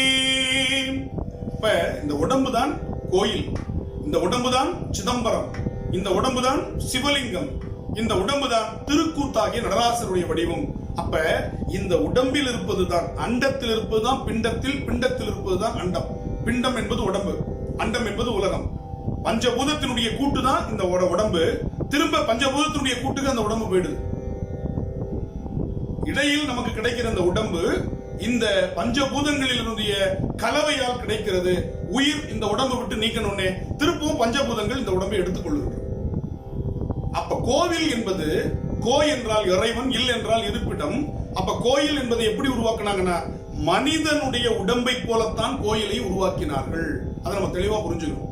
மனிதனுடைய உருவத்தை தான் கோவிலாக உருவாக்கினார்கள் இல்லையா? மிக அழகாக அம்பலவாணனுடைய அந்த திருக்கூத்தை காட்டிக் கொண்டிருக்கிறார்கள். அடுத்து நம்ம அதான் பார்க்க போறோம். அதுதான் அந்த உளமறிந்து செயல்படுறதுங்கிறது. நான் என்ன சொல்ல வரேனோ அதை இங்கே பெருமான் காட்சிப்படுத்துகிறார் அரவேந்தன் மூலமாக. சரி, அப்படி அந்த காட்சியாக நமக்கு பெருமானுடைய அந்த திருக்கோவில்கள் புறநிலையில் நமக்கு பாத்தீங்கன்னா உடம்புல 5 விதமான கவர் இருக்கு. உரைன்னு பேர் இருக்கு. சமஸ்கிருதத்துல அதுக்கு கோசம்னு சொல்லுவாங்க. கோசம், அன்னமய கோசம். சாப்பாடு சாப்பிடுறதுனால வரக்கூடிய உடம்புக்கு அன்னமய கோசம்னு பேர். மூச்சு விடுறோம் இல்லையா, அது பிராணமய கோசம். அடுத்தது அறிவு, விஞ்ஞானமய கோசம். உணர்வு, மனோமய கோசம். இந்த 4 ஒழுங்கா இருந்துச்சுன்னா வருவது ஆனந்தம், ஆனந்தமய கோஷம். இதுதான் கோவில்ல 5 பிரகாரங்களா வச்சான். பிரகாரம்ன்றது சுற்றுச்சூழல், சுற்றி வருகின்ற அந்த பகுதிகள். திருச்சுற்றுன்னு அதுக்கு பேரு. பஞ்ச பிரகாரம், பெரிய கோவில்ல 5 பிரகாரங்கள் இருக்கும். அதுல அன்னமய கோஷம் பெரிய மகா மண்டபம், அதுக்கு அடுத்தது சின்னது பிராணமயம், அதுக்கு அடுத்தது விஞ்ஞானமயம், அதுக்கு அடுத்தது சின்னது மனோமயம், சுருங்கி கருவறை என்பது ரொம்ப சிறியதாக இருக்கும், அதுதான் ஆனந்தமயம். அங்க போய் நம்ம நின்ன உடனே நமக்கு ஆனந்தம் கிடைக்குது. இந்த உடம்புல இருக்கிறது அங்க இருக்கு. தலை போல இருக்கிறது தான் அந்த விமானம், உச்சி குடுமையாக இருப்பது தான் கலசம். இது எல்லாமே பாத்தீங்கன்னா நம்முடைய உடம்பினுடைய அமைப்பு அப்படின்னு சொல்றாங்க. நந்திக்கும் சுவாமிக்கும் இடையில செல்லக்கூடாதுங்கிறாங்க. அந்த மூச்சு காற்று பிராணாமய கோஷம், மூச்சு காற்று சென்று கொண்டிருக்கிறது. எல்லாமே பாத்தீங்கன்னா ஒரு அறிவியல் பூர்வமாக, அறிவுபூர்வமாக நம்ம அவர்கள் சொல்லி கொடுத்திருக்கிறாங்க. அதுதான் நம்ம இங்க பார்க்கிறோம். அப்ப இந்த முகங்கள் இருந்து நமக்கு பார்க்கும் பொழுது சிவபெருமான் 5 முகங்களில் இருந்து 25 வடிவங்களை தோற்றுவிக்கிறார் அப்படின்னு நம்ம பார்க்கிறோம். இந்த 25 வடிவங்கள் மட்டும் இல்லாமல் தட்சிணக்குடி அப்படின்னு சொல்லக்கூடிய தலம் திரு தென்குடி திட்டைன்னு பேரு, தஞ்சாவூர் மாவட்டத்தில் இருக்கு. அந்த தென்குடி திட்டையினுடைய தல புராணத்துல ஒரு வடிவத்தை சேர்த்து 26 வடிவமா சொன்னாங்க. அந்த வடிவம் என்னன்னா சரபேஸ்வரர் வடிவம். சரபேஸ்வரர் வடிவம் என்பது என்னன்னா, இது திருமால் வடிவத்தோடு சம்பந்தப்பட்டது. திருமால் இரணியனை அழிப்பதற்காக நரசிம்ம அவதாரம் எடுக்கிறார் இல்லையா? பாதி உடம்பு மனிதனாக, பாதி உடம்பு சிங்கமா. அப்ப அந்த நரசிம்ம அவதாரத்துல இரணியனை அழிச்ச உடனே அந்த கோபம் அவருக்கு தனியில கடந்து குதிக்கிறார். அப்ப அந்த கோபத்தை அடக்குவதற்காக சிவபெருமான் எடுத்த வடிவம் சரபேஸ்வரர் வடிவம் என்று ஒரு புராண கதை. இதோடைய சிறப்பு எங்க நம்ம பார்க்கலாம் அப்படின்னா, திருபுவனம் அப்படின்னு ஒரு தலம் இருக்கு. பட்டு அங்க ரொம்ப விமர்சனையா விற்கப்படும். திருபுவனம் பட்டுன்னா ரொம்ப எல்லாருக்கும் காஞ்சிபுரம் பட்டு மாதிரி. அந்த ஊர்ல கம்பகரேஸ்வரர் கோவில்னு குலோத்துங்க சோழன் காலத்துல கட்டப்பட்ட, தஞ்சை பெரிய கோவிலை போல கட்டப்பட்ட ஒரு கோவில் இருக்கு. அந்த ஊர்ல இந்த வடிவம் சரபேஸ்வரர் வடிவம் ரொம்ப சிறப்பாக பேசப்படுகின்ற ஒரு வடிவம் சரபேஸ்வரர். அப்ப 26. அதே போல திருவாரூரில் தியாகேசர் வடிவம்னு ஒரு வடிவம் இருக்கு. அதுக்கு கழுத்து மட்டும்தான், தலை கழுத்து மட்டும்தான் இருக்கும். அதுக்கு கீழே இருக்கிறது எந்த பாகமும் தெரியாது, முகம் மட்டும்தான் தெரியும், கழுத்து வரையும். அதுவும் தியாகராஜர் இதுல வராரு இல்லையா தேர்ல, அதுல பாத்தீங்கன்னா முகம் மட்டும்தான் தெரியும், உடம்பெல்லாம் பாத்தீங்கன்னா எதுவுமே தெரியாது. அந்த வடிவத்தை சேர்த்து 27 வடிவங்கள் என்று சொல்லி நமக்கு அப்பர் பெருமானுடைய தேவாரத்துல 5க்கும் அப்பாலாம் ஆரூரன் என்று பாடுகிறார். 5 5 25 25 வடிவத்திற்கும் அப்பாற்பட்டவன் 5 அப்புறத்தானும் ஆரூர் அமர்ந்த அம்மானே. அப்ப இந்த 5 5 என்று சொல்லக்கூடிய 25 வடிவத்திற்கு அப்புறமாகவும் சில வடிவங்கள் இருக்கின்றன என்று 7ஆம் திருமுறையிலேயே நமக்கு திருநாவுக்கரசர் சுட்டுகின்றார். அதில் ஒரு வடிவம் தியாகராசர் வடிவம். அப்ப 25 வடிவங்கள் நான் சொன்னேன். திரும்ப ஒரு முறை நினைவுபடுத்திக் கொள்ளலாம். சோமாஸ்கந்தர், நடராசர், ரிஷபாரூடர், கல்யாண சுந்தரர், சந்திரசேகரர், பிட்சாடனர், காமதகனர், காலசம்காரர், சலந்தரவதர், திரிபுராந்தகர், கஜசம்காரர், வீரபத்திரர், தட்சிணாமூர்த்தி, திருநீலகண்டர், கிராதர், கங்காளர், சக்கரதானர், கஜாரி, சண்டேச அனுகிரகமூர்த்தி, ஏகவாதர், லிங்கோத்பவர், சுகாசனர், அரியர்த்தர், அர்த்தனாரி, உமாமகேசர் என்று சொல்லக்கூடிய 25 வடிவங்கள். அதுல அந்த லிங்கோத்பவர் வடிவங்கிறது தான் எங்க இருக்கும் அப்படின்னா, மேற்கு கோஷ்டம், கருவறையினுடைய மேற்கு பக்கம் பின்னாடி சிவபெருமான் அண்ணாமலையாக இருக்கக்கூடிய தன்மை தான் லிங்கோத்பவர். அதாவது திருமால் வராக அவதாரம் எடுத்து சிவபெருமானுடைய திருவடியை பார்க்க போனார். பிரம்மா அன்னப்பறவையாக திருமுடியை பார்க்க போனார். இந்த கதை வரலாறு எல்லாருக்கும் தெரியும். அதை சுட்டுகின்ற ஒரு வடிவம். இதனுடைய தத்துவம் என்ன அப்படின்னா, திருமால் செல்வத்துக்கு அதிபதி, திருமகள். பிரம்மா கல்வியாகிய சரஸ்வதிக்கு அதிபதி. படிப்பினுடைய ஆணவத்தாலும் செல்வ செழிப்பனுடைய செருக்காலும் இறைவனை அடைய முடியாது, அன்பினால் மட்டும்தான் அடைய முடியும். இதுதான் தத்துவம். திருமாலும் பிரம்மாவும் போனாங்க, தோத்து போனாங்கன்றதெல்லாம் வேற. இதனுடைய தத்துவத்தை புரிஞ்சுக்கணும். படிப்பாலையும் சாமியை பார்க்க முடியாது, காசாலையும் சாமியை பார்க்க முடியாது, அன்பால மட்டும்தான் இறைவனை அடைய முடியும். அதனாலதான் கோவில்ல கருவறையில நின்னு பூஜை பண்ணவங்க முக்தி பெற்றதை காட்டிலும் வெளியில இருந்து கும்பிட்டு போனவங்க முக்தி பெற்றாங்க. நந்தனார் எங்க இருந்து கும்பிட்டாரு? வெளியில இருந்து கும்பிட்டாரு. சாக்கிய நாயனார்னு ஒரு நாயனார். அவர் காலத்துல வேற சமயம் இருந்தது. அந்த சமயத்துல சிவலிங்க வழிபாடு பண்ணாங்கன்னா அவங்கள கழுவேத்திடுவாங்க. கழுவேத்துறது தூக்கு தண்டனை மாதிரி ஒரு கொடுமையான தண்டனை. அப்ப அவர் என்ன பண்ணுவாரா, ஒரு கருங்கல் எடுத்து சிவலிங்கத்து மேல எரிஞ்சிட்டு போயிடுவாராம். வெளியில இருந்து தினமும் ஒரு கருங்கல் எடுத்து சிவலிங்கத்தை பார்த்து குறிப்பாத்து பாக்குறவனுக்கு என்ன தோணும், சிவலிங்கத்து மேல கல் எடுத்து அடிக்கிறான் அப்படின்னு அவனை விட்டுருவாங்க. ஆனா அவர் என்ன நினைப்பாரா, சுவாமி இதை மலரா எடுத்துக்கோன்னு சொல்லி போடுவாராம். எரிந்தது கருங்கல், ஆனா உள்ளம் மலரா இருந்ததுனால சுவாமி அதை மலரா எடுத்துக்கிட்டா. 63 நாயன்மார்கள்ல கல்லெறிந்த சாக்கிய நாயனார் ஒருத்தர். வெளியில இருந்து கல்லால் அடிச்சவனுக்கு முக்தி கிடைச்சது. காரணம், இறைவன் போடுகிற பொருளை பார்க்கல, போடுறவன் உள்ளத்தை பார்க்கிறான். அப்ப பாருங்க, இத நம்பியாரூரர் திருத்தொண்ட தொகையில் குறிப்பிடுகிறார். மறவாது கல்லறிந்த சாக்கியருக்கு அடியேன். தினமும் மறவாம தினமும் குறிப்பாத்து அடிச்சுட்டு போயிருக்காரு. இதுல ஒரு செய்தி நீங்க புரிஞ்சுக்கணும். மலர் அம்பால, மலரால அடிச்சான் மன்மதன், அவனை எரிச்சிட்டாரு. மலரால அடிச்சான், அவனை எரிச்சிட்டாரு. கல்லால அடிச்சவனுக்கு முக்தி கொடுத்தார். ஏன் அப்படின்னா, மலரால அடிச்சவனுடைய மனசு கல்லா இருந்தது. சிவபெருமான் தவத்தை கலைக்கணும்ன்ற தவறான எண்ணம் கல்லாக இருந்த காரணத்தினால் எரிந்தது மலராக இருந்தாலும் சிவபெருமான் எரிச்சுட்டான். ஆனா மனச மலரா வச்சுக்கிட்டு எரிந்தது கல்லாக இருந்தாலும் சாக்கிய நாயனாருக்கு முக்தி கொடுத்தான். இந்த கான்செப்ட் நம்ம புரிஞ்சுக்கணும் சைவத்துல. அப்ப அந்த வடிவம் லிங்கோத்பவர் வடிவம்ன்றதுக்காக சொல்ல வந்த. அடுத்தது சுகாசனர், சுகமாக ஆசனம், சுகாசனர் அப்படி அமர்ந்த கோலம்.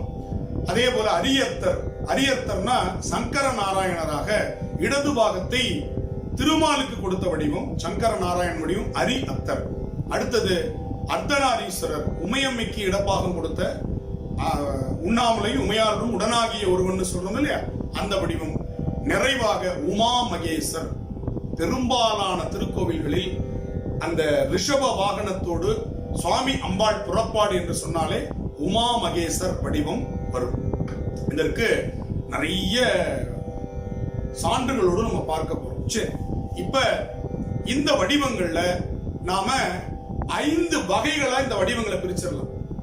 நல்ல கவனிங்க. 25 வடிவம், அதுல 26வது வடிவம் சரபேஸ்வரர் வடிவம், 27வது வடிவம் தியாகராஜர் வடிவம். இந்த வடிவங்களை நம்ம 5 கேட்டகரியில அடைக்கிடலாம். என்னென்ன அப்படின்னா, அருள் செய்த வடிவங்கள், அதுக்கு பேரு அனுக்கிரக வடிவங்கள். அனுக்கிரகம் செய்த வடிவங்கள் என்னென்ன அப்படின்னா, சந்திரசேகரர், கிராதகர், திருநீலகண்டர், சக்கரதானர், கஜமுக ஈஸ்வரர், சண்டேஸ்வரர், இது எல்லாம் அனுக்கிரக மூர்த்தங்கள். அடுத்தது சம்ஹார வடிவங்கள், எதையெல்லாம் தீமையெல்லாம் அழித்து நன்மையை பெருக்கின வடிவங்கள், வீர செயல்கள் செய்த வடிவங்கள். அந்த வடிவங்கள் மொத்தம் 7. அனுக்கிரக வடிவம் 6, சம்ஹார வடிவங்கள் மொத்தம் 7. காமதகனர், காலாந்தகர், ஜலந்திரவதர், திரிபுராந்தகர், கஜாரி, வீரபத்திரர். அடுத்தது நம்முடைய கங்காளர் என்று சொல்லக்கூடிய இந்த கங்காளர் வடிவம் நம்ம என்னன்னு பார்க்க போறோம். திருமாலுடைய முதுகெலும்பை கையில் வைத்திருக்கக்கூடிய ஒரு வடிவம். அது என்னன்றது அந்த வடிவம் வருமா நான் சொல்றேன். கங்காளர், நம்முடைய திருமூலர் கூட சொல்லுவார், கங்காளர் பூசும் கவச திருநீற்றை மங்காமல் பூசி மகிழ்வரே ஆமாகில் தங்கா வினைகளும் அப்படின்னு சொல்லுவார். திருநீற்ற பூசினால் வினைகள் தங்காது என்று திருமூலர் சொல்லும் பொழுது கங்காளர் பூசும் கவச திருநீர் என்று சொல்லி சிவபெருமானை திருநீர் பூசி இருக்கிற செய்தியை சொல்றார். அப்ப கங்காளர் வடிவம் 7 வடிவங்கள், சம்ஹார வடிவங்கள். ஆக மொத்தம் 7, 6, 13 வடிவம் போச்சு. அடுத்தது ஞான வடிவங்கள். நடராசர், தட்சிணாமூர்த்தி, ஏகபாதமூர்த்தி, சுகாசனமூர்த்தி, லிங்கோத்பவர். இது எல்லாம் ஞான நிலையில் இருக்கக்கூடிய ஞான வடிவங்கள். அடுத்தது சிவ விஷ்ணு இணைந்த வடிவங்கள். நமக்கு மொத்தம் 3. பிச்சாடனர், சங்கர நாராயணர், அர்த்தநாரி. இதெல்லாம் சிவ விஷ்ணு இணைந்த வடிவங்கள். அடுத்து சிவ சக்தி இணைந்த வடிவங்கள் 4. சோமாஸ்கந்தர், ரிஷபாரூடர், கல்யாண சுந்தரர், உமா மகேஸ்வரர். ஆக மொத்தம் 25 மாகேஸ்வர வடிவங்களை 5 வகைகளில் நாம் அடக்கி விடலாம். இப்ப சோமாஸ்கந்தர் வடிவம்னா என்ன அப்படிங்கிறது வரும். முதல் வடிவம் 25 மாகேஸ்வர வடிவங்கள்ல சோமாஸ்கந்தர் வடிவம். சக உமா கந்தர், சக உமா ஸ்கந்தர். ஸ்கந்தன், கந்தன் என்று சொன்னால் கந்து அப்படின்னா பற்றுக்கோடு. ஒரு கொடி இருக்கு, அதுக்கு பக்கத்துல ஒரு குச்சியை ஊனி வைக்கிறோம் இல்லையா, அந்த கொடி பற்றிக்கும். அந்த குச்சிக்கு பேர் கந்துன்னு பேர். உயிர்களுக்கு பற்றி கொள்ளக்கூடிய ஒரு குச்சியாக கொம்பாக இருக்கக்கூடியவன், அதனால அவனுக்கு கந்தன் அப்படின்னு பேர். ஸ்கந்தன் அப்படின்னா இணைந்தவன் பொருள். கந்தன்னு தமிழ்ல சொன்னா பற்றுக்கோடுன்னு பேரு. ஸ்கந்த இசு சேர்த்து வடமொழியா சொன்னோம்னா ஸ்கந்தன் என்றால் 6 குழந்தையா பிறந்து ஒரு குழந்தையா இணைந்தான் இல்லையா, அந்த இணைந்த அந்த நிலைக்கு பேரு ஸ்கந்த என்று பேர், ஸ்கந்தம் என்று பேர். ரைட். அப்ப சக உமா ஸ்கந்தன் இது 3 சேர்ந்து சோமா ஸ்கந்தர் என்று மாறுகிறது. இதில் இறைவன், உமா மகேஸ்வரி, நடுவில் இருக்கக்கூடிய குட்டி முருகன் பாலமுருகன், இந்த 3ம் இணைந்த கோலம் முதல் கோலமாக இந்த காஞ்சி புராணத்துல ரொம்ப அழகா இந்த வடிவத்தை சொல்றார். ஏன் காஞ்சி புராணத்துல, காஞ்சிபுரம் யாராவது இங்க இருக்கிறவங்க பார்த்திருக்கிற வாய்ப்பு இருக்கு. அந்த காஞ்சிபுரத்துல 3 கோவில்கள் ரொம்ப மிக முக்கியமான கோவில்கள். காஞ்சிபுரம் கோவில்களின் நகரம். 1000 சொச்சம் கோவில் இருக்கு காஞ்சிபுரத்துல மட்டும். காஞ்சிபுரத்துல மட்டும் 1000 சொச்சம் கோவில் இருக்கு. இப்ப நான் சொல்லி முடிக்கிறதுக்குள்ள இன்னொரு புது கோவில் கூட கட்டியிருப்பாங்க. அவ்வளவு கோவில்கள் இருக்கக்கூடிய நகரம் காஞ்சிபுரமும் திருக்குடந்தை என்று சொல்லக்கூடிய கும்பகோணம். அந்த காஞ்சிபுரத்துல 3 கோவில் ரொம்ப முக்கியம். ஏகாம்பரநாதர் கோவில், ஏகாம்பரேஸ்வரர். அடுத்தது உங்க எல்லாருக்கும் தெரியும் காஞ்சி காமாட்சி அம்மன் கோவில். இன்னொன்னு கந்த கோட்டம். கச்சியப்ப சிவாச்சாரியா கந்த புராணம் எழுதிய அது எப்படி எப்பேற்பட்ட தலம் தெரியுமா? அது டெய்லி எழுதி முருகன் கொடுத்துட்டு போயிடுவாராம். முருகன் அதை கரெக்ஷன் போட்டு வச்சிருக்காரு டெய்லி. அந்த கந்த புராணம் எழுதி அந்த ஓலைச்சுவடிய முருகனுடைய திருவடியில வச்சிருவாராம். மறுநாள் வந்து பார்த்தா எந்தெந்த இடத்துல தப்பு இருக்குன்னு முருகன் அதுல கரெக்ஷன் போட்டிருக்காரு. அப்படி வந்த ஒரு நூல் கந்த புராணம். அந்த கந்த கோட்டம் காஞ்சிபுரத்தில் அமைஞ்சிருக்கு. சரி, இது எப்படி அமைஞ்சிருக்குன்னா நல்லா கவனிக்கணும். ஏகாம்பரநாதர் கோவில் இங்க இருக்கு, காமாட்சி அம்மன் கோவில் இங்க இருக்கு. இந்த ரெண்டுத்துக்கு இடையில கந்த கோட்டம் இருக்கும். எனவே காஞ்சிபுரமே சோமாஸ்கந்தர் வடிவத்தில் அமைந்த தலம். இந்த காஞ்சிபுரம் எப்படிப்பட்டதுன்னா, நாலந்தா பல்கலைக்கழகம் ஒரு பெரிய பல்கலைக்கழகம், பல்லாயிரம் ஆண்டுகளுக்கு முன்னாடி இருந்த பல்கலைக்கழகம். அந்த பல்கலைக்கழகத்துல கெஸ்ட் லெக்சரர் இங்கே இருந்து போயிருக்காங்க. கௌரவ பேராசிரியர்களை இங்கே இருந்து அழைச்சி எங்க பேராசிரியர்களுக்கு நீங்க கைட் பண்ணுங்கன்னு சொல்லி காஞ்சிபுரத்துல இருந்து கொண்டு போயிருக்காங்க. இன்னொன்னு பாருங்க, ஒரு பழமொழி உண்டு, சோழ நாடு சோறுடைத்து. கேள்விப்பட்டிருப்பீங்க. சோறு, சோறுனா சாப்பாடு. பாண்டி நாடு முத்துடைத்து, சேர நாடு வேழம் உடைத்து. வேழம்னா யானை, யானை நிறைய இருக்கும். சேர நாடுனா கேரளம். அதுல தொண்டை நாடுன்னு ஒண்ணு உண்டு, அதுதான் காஞ்சிபுரம். தொண்டை நாடு. அந்த தொண்டை நாட்டுக்கு என்ன சொன்னாங்கன்னா சான்றோர் உடைத்துன்னு சொன்னாங்க. சரி, இப்ப இந்த 4ல ஏதாவது உங்களுக்கு ஒரு வித்தியாசம் தெரியுதா? சோழ நாடு சோறுடைத்து, பாண்டி நாடு முத்துடைத்து. முத்து பாண்டி அங்கதானே, பாண்டி நாடுங்கிறது தூத்துக்குடி. அந்த காலத்துல இணைந்த பாண்டி நாடு, தூத்துக்குடி வரையும் பாண்டி நாடு தான். தூத்துக்குடியில தான் முத்து குளிப்பாங்க. அப்ப முத்துடைத்துன்னு சொன்னாங்க. சேர நாடு வேழம் உடைத்து. இன்னைக்கு பாத்தீங்கன்னா யானைகள் அதிகமா இருக்கிற பகுதி சேர நாடு. இவ்வளத்துக்கும் இல்லாத ஒரு சிறப்பு தொண்டை நாடு சான்றோர் உடைத்து. என்ன சிறப்பு இருக்கும் கொஞ்சம் யோசிக்க பார்ப்போம். ஏதாவது தோணுச்சா? சரி, அத நீங்க உங்களுடைய அந்த வலைதளத்துல செய்தியா நீங்க போடலாம். ஆனா பாருங்க, மத்த 3ம் அகரணை பொருள். முத்து, சோறு, யானை, இது 3ம் அகிரணை பொருள். உயர்திணை பொருளுடைய ஒரே தலம் காஞ்சிபுரம் ஆகிய தொண்டை நாடு. சான்றோர் உடைத்து. அன்னைக்கே படிச்சு வந்திருக்கிறான் காஞ்சிபுரத்துல. இத சிவசக்தி சொரூபமாக பாடிக்கொண்டு வந்த அப்பர் பெருமான் அந்த ஊர்ல வந்த உடனே சோமாஸ்கந்தர் சொரூபத்தை வைத்து பாடுகிறார். செல்வியை பாகம் கொண்டார், சேந்தனை மகனா கொண்டார். செல்வியை பாகம் கொண்டார், சேந்தனை மகனா கொண்டார். சேந்தன்றது முருகப்பெருமான். செல்வியை பாகம் கொண்டார், சேந்தனை மகனா கொண்டார். மல்லிகை கண்ணியோடு மாமலர் கொன்றை சூடி. இதுவரை நமக்கு பரவாயில்ல. அந்த காலத்திலேயே பேராசிரியர்கள் இருந்தாங்க. கல்வியை கரையிலாத காஞ்சிமா நகர்தன் உள்ளால் கல்வியில் கரையில்லாத காஞ்சி மாநகரம். எப்ப? 7ஆம் நூற்றாண்டில். இன்னைக்கு நம்ம 21ஆம் நூற்றாண்டுல உட்கார்ந்துட்டு எல்லாத்தையும் பார்த்து பிரமிச்சிட்டு இருக்கிறோம். ஆனா 7ஆம் நூற்றாண்டிலேயே மிக படித்தவர்கள், ஆகச்சிறந்த அறிவாளிகள் இருந்த தலம் காஞ்சிபுரம் நம்முடைய தமிழ்நாட்டில் இருந்திருக்கு. பதிவு நமக்கு கிடைச்சிருக்குங்க. கல்வியை கரையில்லாத காஞ்சி மாநகர்தன் உள்ளால் எல்லியை விளங்க நின்றார் இலங்கு மேற்றளியனாரே. மேற்றளி, கட்சி மேற்றளி. காஞ்சிபுரத்துல மேற்கு பார்த்த ஒரு கோவில் இருக்கு. தளினா கோயில், மேற்றளினா மேற்கு பார்த்த சன்னதி. ஏகாம்பரநாதர் கிழக்கு பார்த்த சன்னதி, மேற்கு பார்த்த சன்னதி ஒண்ணு இருக்கு, அதுக்கு பேரு மேற்றளின்னு பேரு. அப்ப எல்லியை விளங்க நின்றார் இலங்கு மேற்றளியனாரே என்று அந்த பாடல் நமக்கு சொல்லுகிறது. எப்பேற்பட்ட வடிவம் பாருங்க. அப்ப ஒவ்வொன்றும் நாம் இதுல மிக நுணுக்கமாக பார்க்க இருக்கிறது. எனவே நாம இங்க பார்க்கக்கூடிய மிக முக்கியமான ஒரு வடிவங்கள்ல சோமாஸ்கந்தர் வடிவத்தை பத்தி கந்த புராணத்துல நமக்கு அருமையான ஒரு செய்தி கிடைக்குது. ஏலவார் குழல் இறைவிக்கும் அந்த வடிவம் எப்படி இருக்கு, அதாவது ஒரு சிற்ப சாஸ்திரம் தெரிஞ்சவங்க அல்லது ஒரு ஓவியன் இந்த பாட்டை வச்சு இந்த வடிவத்தை வரைஞ்சிட முடியும். அதுல சொல்றாரு பாருங்க, ஏலவார் குழல். அந்த அம்பாளுக்கு பேர் ஏலவார் குழலாள்னு பேர். ஆலம் தான் முகந்து அமுது செய்தானே ஆதியை அமரர் தொழுது ஏத்தும் சீலம் தான் பெரிதும் உடையானே சிந்தி பாரவர் சிந்தையுள்ளானே ஏலவார் குழலாள் உமை நங்கை என்றும் ஏத்தி வழிபட பெற்ற கால காலனை கம்பனும் மானே காண கண் அடியேன் பெற்றவாரே. அதிலேயே வருது ஏலவார் குழலி அம்பாள் பேர்.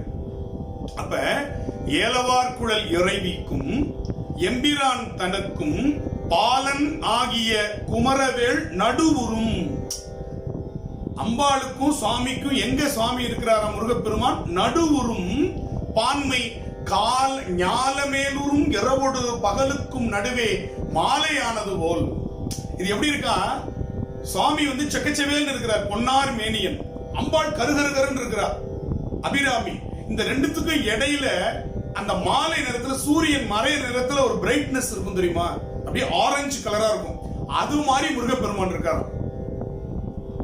நல்ல உச்சி வெயில், பழுத்த வெளிச்சம் சுவாமி.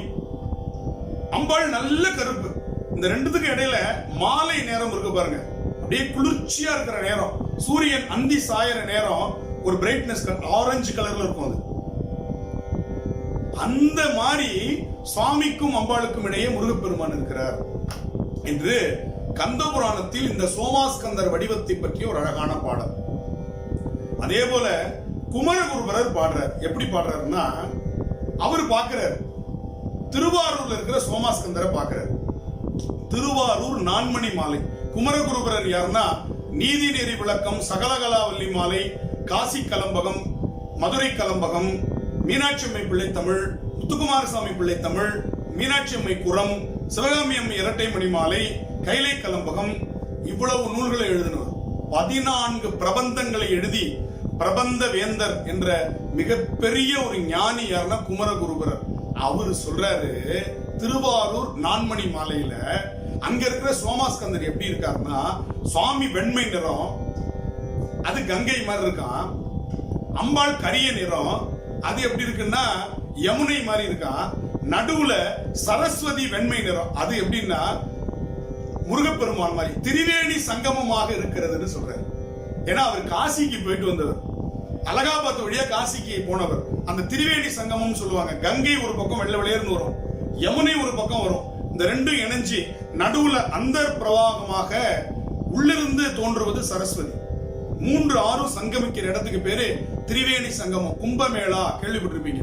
அந்த திரிவேணி சங்கமம் போல சோமாஸ்கந்தர் வடிவம் இருக்குன்னு சொல்றாரு. கங்கையாக சிவபெருமான், யமுனையாக பார்வதி, நடுவில் சரஸ்வதியாக முருகப்பெருமான். செம்மேனி கங்கை திருநதியே, அம்மேனி மானே யமுனை, அந்த வாணி நதியும் குமரன் தானே, குடவேம் தனித்து என்று திருவாரூர் நான்மணி மாலையில் இப்படி ஒரு அழகான பாடலை வடிவத்தை நமக்கு காட்டுகிறார். ஐங்குறுநூறு என்கின்ற இலக்கியம், இதுக்கெல்லாம் பழமையான இலக்கியம் ஐங்குறுநூறு. ஐங்குறுநூறு என்கின்ற சங்க இலக்கியத்தில் 8 தொகை 10 பாட்டுன்னு கேள்விப்பட்டிருப்பீங்க. அந்த 8 தொகை நூல்கள்ல ஒரு அகை இலக்கியம் ஐங்குறுநூறு. ஐங்குறுநூறுல இந்த சோமாஸ்கந்தர் வடிவம் வருகிறது. அதுதான் நான் சொல்ல வேண்டிய மிக முக்கியமான விஷயம். சோமாஸ்கந்தர் வடிவம் எவ்வளவு பழசு பாருங்க. ஐங்குறுநூறுல வருகிறது. மரியடை படுத்த மாண்பினை போல புதல்வன் நடுவனாக.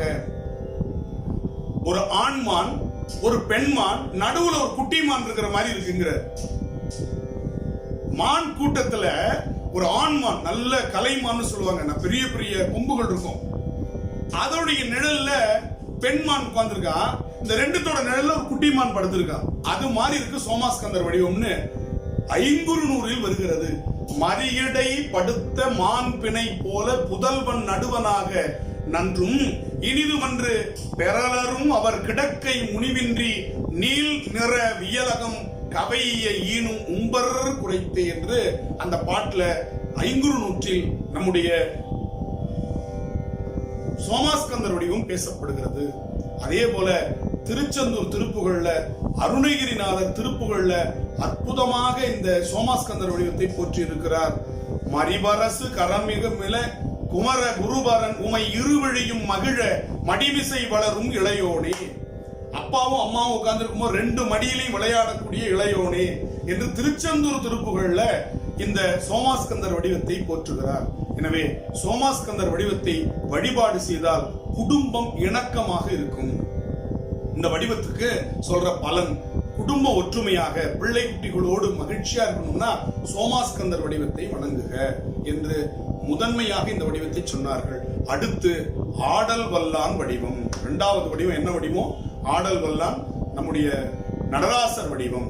இதுதான் காஸ்மிக் டான்ஸ் அப்படின்னு சொல்லி இங்கிலாந்து பல்கலைக்கழகத்தில் இந்த வடிவத்தை வச்சு பாடம் நடத்திட்டு இருக்கிறான். உலகத்தினுடைய இயக்கம் இந்த நடராசர் வடிவத்தில் அமைத்திருக்கிறார்கள். ரொம்ப அழகா சொன்னார். நடராசர் வடிவம் எப்படி இருக்கும் இதை பார்த்து தெரிஞ்சுக்கணும்னு அவசியம் இல்ல. அப்பர் பெருமானுடைய பாட்டு எல்லாருக்கும் தெரியும். குனித்த புருவம். உடனே ஒரு நல்ல ஓவியர் என்ன பண்ணலாம், வரைய ஆரம்பிச்சிடலாம். குனித்தனா வளைந்த, இப்படி நேரா இருக்காது புருவம்.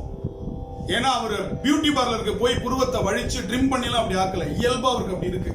குனித்த புருவம்னா அந்த புருவத்துல தான் தங்களுடைய பாவங்களை காட்டுவாங்க பரதநாட்டிய கலைஞர்.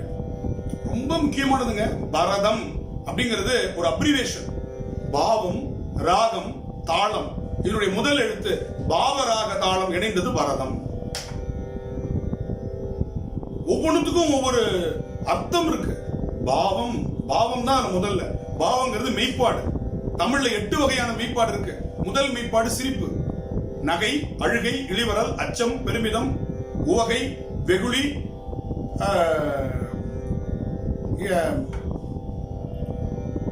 மருட்கை.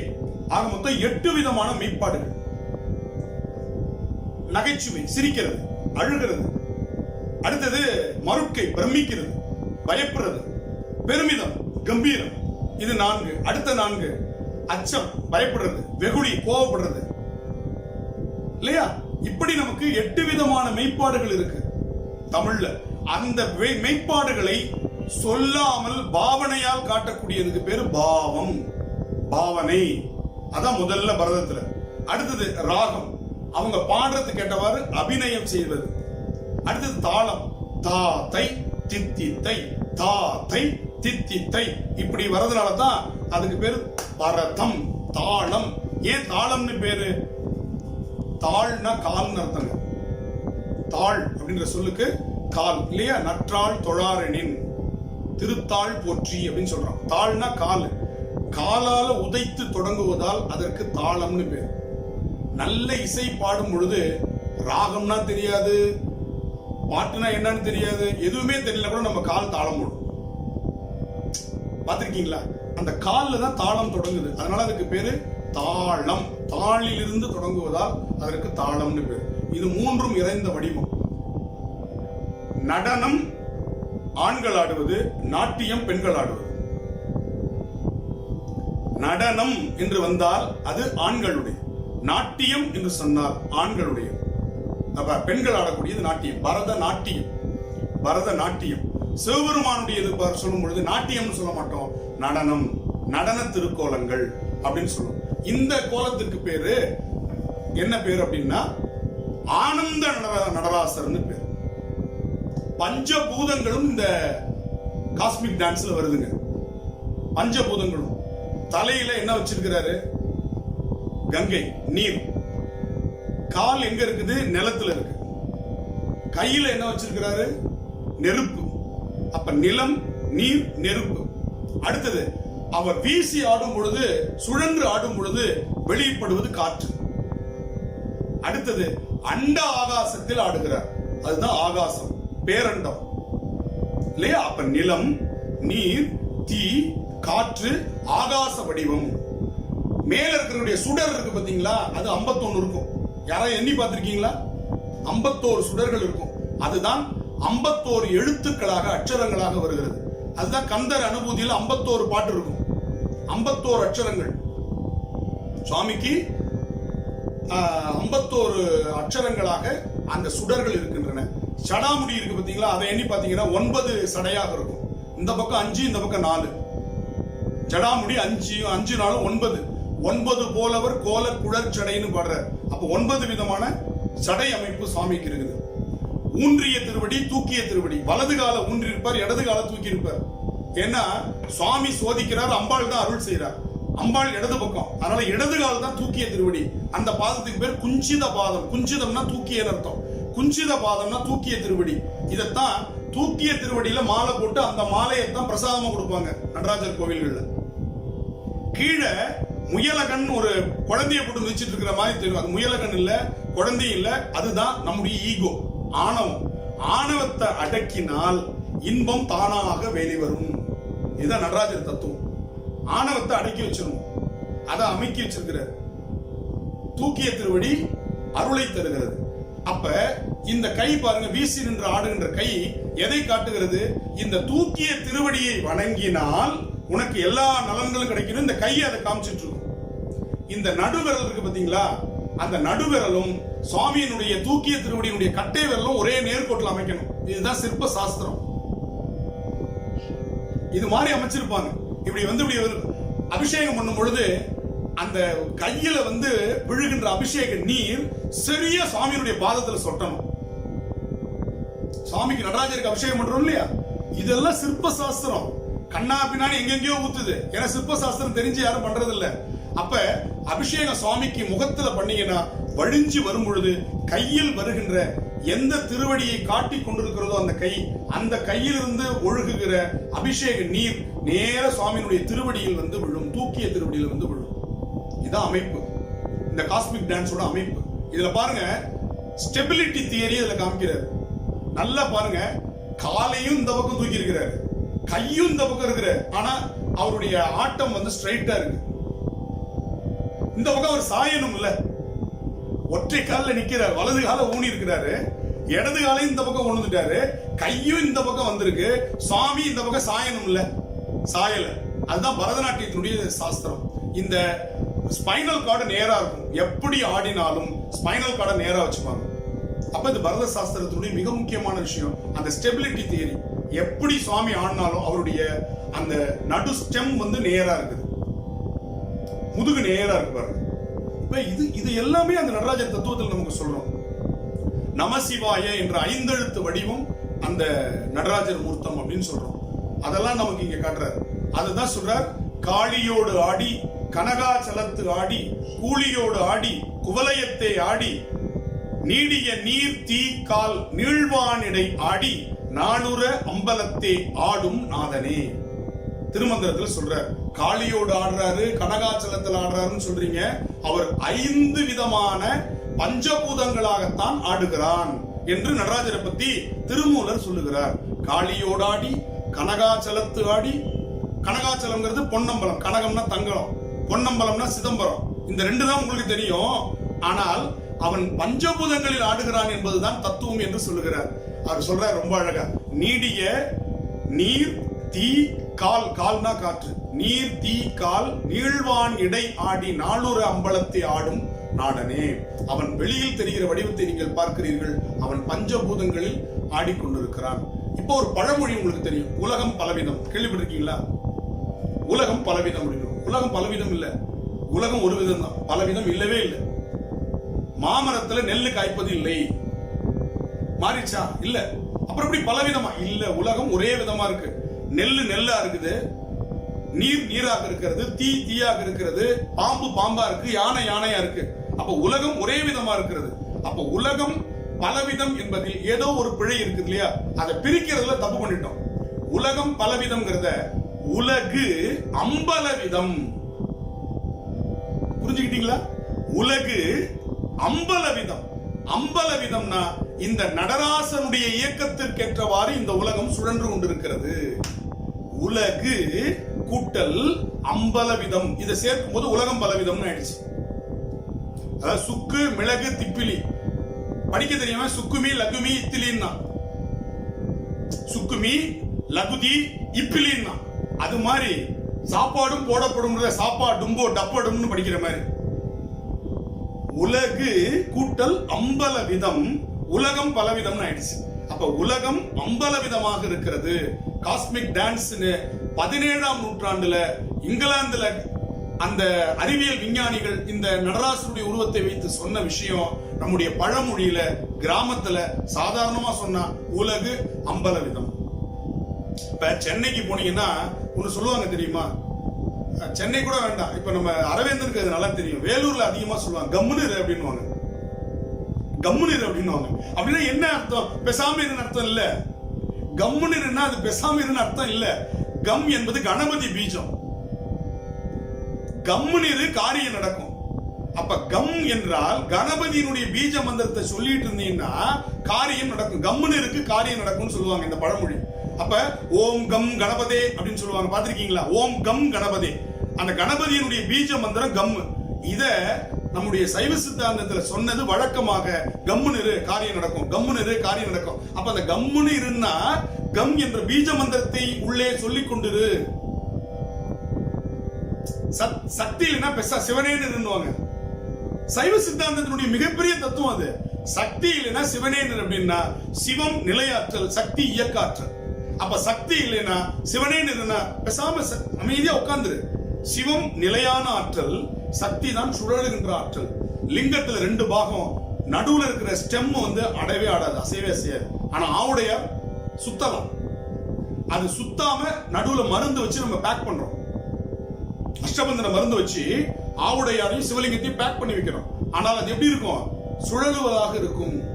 அப்ப இது சக்தி பீடம், நடுவுல இருக்கிறது சிவபீடம். அப்ப சக்தி இல்லைன்னா சிவனேன்னு சொல்லுவோம் இல்லையா? இதெல்லாம் சைவ சித்தாந்தம் நம்மோட எளிமையா பழகினது. அவன் ஏன் அந்த தப்பு பண்ணான்? ஆணவம் கண்ணை மறைச்சிருச்சுன்னு. சைவ சித்தாந்தத்துல ஆணவம் தான் அறிவை மறைக்குதுங்கிறான். அதுக்கு பேர் திரோதான சக்தின்னு பேரு, மறைப்பாற்றல்.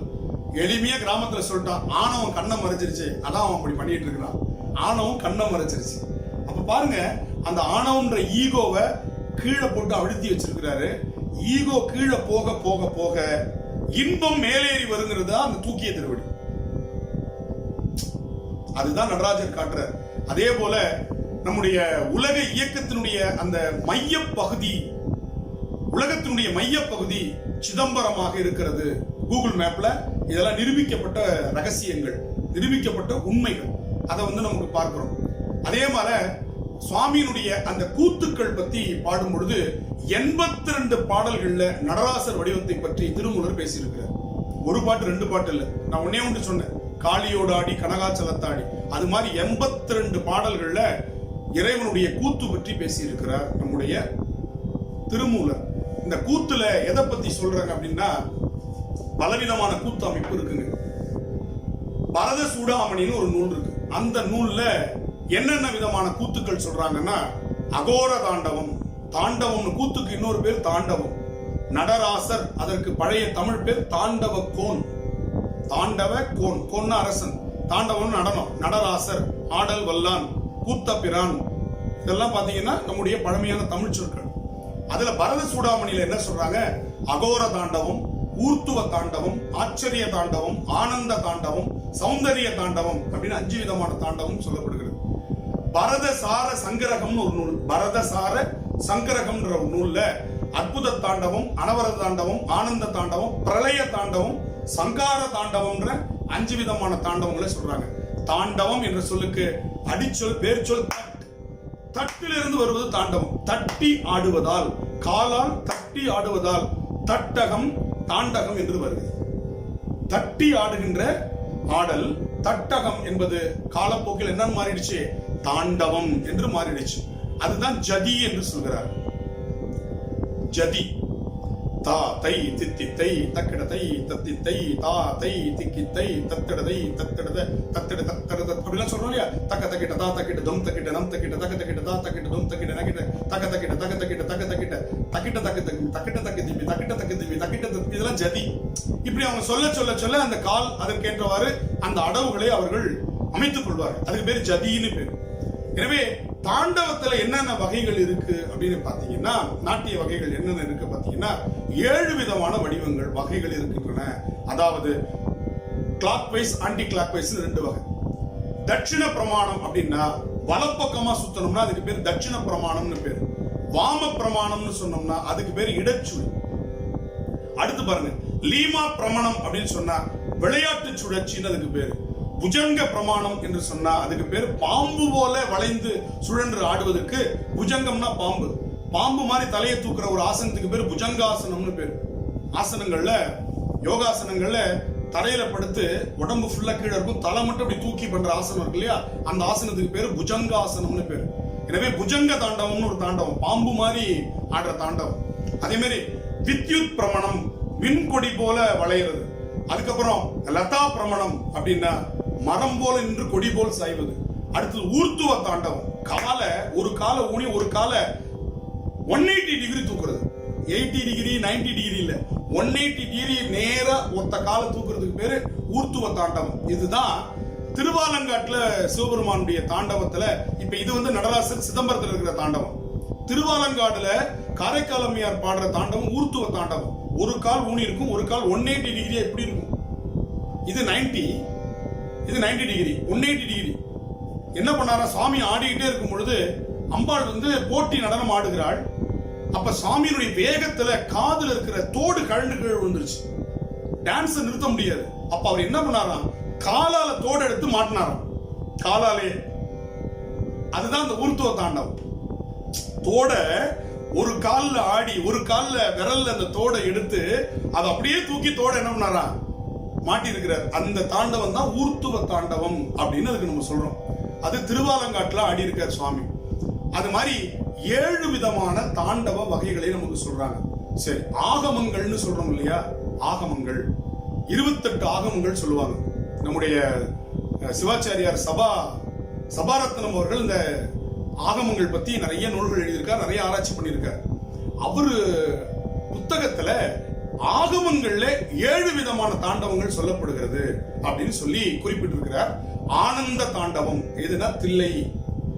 சந்தியா தாண்டவம், முயலகன் இன்றி ஆடுகின்ற தாண்டவத்துக்கு பேர் சந்தியா தாண்டவம். அதுல முயலகன் இருக்காது, முயலகன்றது கீழே இருக்கிற ஈகோ இருக்காது. உமா தாண்டவம், அதுல 6 கரங்கள் இருக்கும். சுவாமிக்கு ஆனந்த நடராசரா இருக்கும் போது 4 கரங்கள், ஆனால் உமா தாண்டவம் ஆடும் பொழுது 6 கரங்கள். இடப்பக்கம் உமையம்மை இருக்கும். அதே போல கௌரி தாண்டவம், இடப்பக்கம் கௌரி, வலப்பக்கம் நந்தி தேவர் இருக்கக்கூடிய தாண்டவத்துக்கு பேரு கௌரி தாண்டவம். காளிகா தாண்டவம், 8 கரங்களை உடைய தாண்டவம் காளிகா தாண்டவம். அதற்கு திருவாலங்காடு உதாரணம். அடுத்து திரிபுர தாண்டவம், 16 கரங்களை உடைய தாண்டவம். நடராஜர்ல 16 கரங்கள் இருக்கும், அதுக்கு பேர் திரிபுர தாண்டவம். சங்கார தாண்டவம், 8 கரங்கள் உடைய தாண்டவம். இது நந்தியம் பெருமானோடு ஆடக்கூடிய தாண்டவம், சங்கார தாண்டவம். இப்படி 7 விதமான தாண்டவங்கள் இருக்கின்றன. ஆனந்த தாண்டவம், சந்தியா தாண்டவம், உமா தாண்டவம், கௌரி தாண்டவம், காளிகா தாண்டவம், திரிபுர தாண்டவம், சங்கார தாண்டவம். சரி, இது எல்லாம் அப்பர் பெருமான் ஒரே பாட்டுல சொல்லி அழகா நடராஜர் எப்படி இருப்பார் இவ்வளவும் நம்ம தெரிஞ்சுக்கணுமா சார்? நடராஜர்னு சொன்னா புரியாதா அப்படின்னு ஒரே பாட்டுல சொல்லிட்டார். குனித்த புருவமும், கொவ்வை செவ்வாயில், லிப்ஸ்டிக் போடாமலே சிவந்த உதடு சுவாமிக்கு. கொவ்வை செவ்வாயில், கோவை பழம் போல சிவந்த செவ்வாய், கொவ்வை செவ்வாயில் குமிழ் சிரிப்பு. குமிழ் சிரிப்புனா புன் சிரிப்பு. ஆறு வாயை திறந்து பல்லு தெரியுற மாதிரி சிரிக்கிறது இல்ல. குமிழ் சிரிப்புனா பல் தெரியாம சிரிக்கிறது. இது பரதநாட்டியத்துல ஒரு லட்சணம். பரதநாட்டியம் ஆடுறவங்க பின்புறத்தை காட்டி ஆடக்கூடாது, பல்லு தெரியுற மாதிரி சிரிச்சு ஆடக்கூடாது. இதெல்லாம் நம்ம இன்னைக்கு கவனிக்கிறது இல்ல. அவ்வளவு சாஸ்திரம் இருக்கு பாருங்க. குமிழ் சிரிப்பு, பனித்த சடை. பெருமானுடைய சடை எப்படிப்பட்ட பனித்த சடைனா, பனித்தன்னா ஈரமான சடை. மேல இருக்கிற கங்கை ஆற்ற ஆட்டத்துல சுவாமி உடம்பு முழுக்க அந்த தண்ணீர் கொட்டிடுச்சு, அதனால பனித்த சடை. பவளம் போல் மேனி, செக்கச்சேல் இருக்கிற பால் வெந்நீர், திருநீர் வெள்ளை வெள்ளையர்னு பால் மாதிரி இருக்கிற வெந்நீர், இனித்த முடைய எடுத்த பொற்பாதம். அதான் நடராஜர் கோலம். இவ்வளவு நடராஜர் நமக்கு காட்டல. குனித்த புருவம், கொவ்வை செவ்வாய், ஆனால் எடுத்த பொற்பாதம். அப்பனா நின்ற பொற்பாதம் ஒன்று இருக்கிறது. புரிஞ்சுக்கணும். ஒரு பாதம் தூக்கிய திருவடினா இன்னொரு பாதம் ஊன்றிய திருவடி. அப்ப எடுத்த பொற்பாதமும் காணப்பெற்றால் மனித பிறவியும் வேண்டுவதே இந்த மாநிலத்தே. மனித பிறவி எனக்கு இந்த நடராஜர் கோலத்தை பார்க்கக்கூடிய வாய்ப்பு கிடைச்சா திரும்பவும் எனக்கு வேணும்னு கேட்கிறார். எல்லாம் பிறவி வேணான்னுவாங்க, ஆனா நடராஜர் கோலமாகிய வடிவத்தை பார்க்கக்கூடிய வாய்ப்பு கிடைச்சா திரும்பவும் எனக்கு. அதே மாதிரி நம்ம காரைக்கிழமை பிறவாமை வேண்டும், மீண்டும் பிறப்பு உண்டேல் உன்னை என்றும் மறவாமை வேண்டும். அறவா நீ மகிழ்ந்து ஆடும் போது உன் அடியின் கீழ் இருந்து பாட வேண்டும். நாங்க எனக்கு பிறவாமை வேண்டும், நான் பிறக்க கூடாது. சரி, மீண்டும் பிறந்தா உன்னை மறக்காம இருக்கணும். நீ ஆடும் பொழுது உனக்கு நான் தான் பாட்டு பாடணும். கேட்டது காரைக்கிழமை. அப்ப இந்த நடராஜர் வடிவம் எவ்வளவு அழகான வடிவம். பஞ்ச சபைன்னு சொல்லுவோம் நடராஜருக்கு.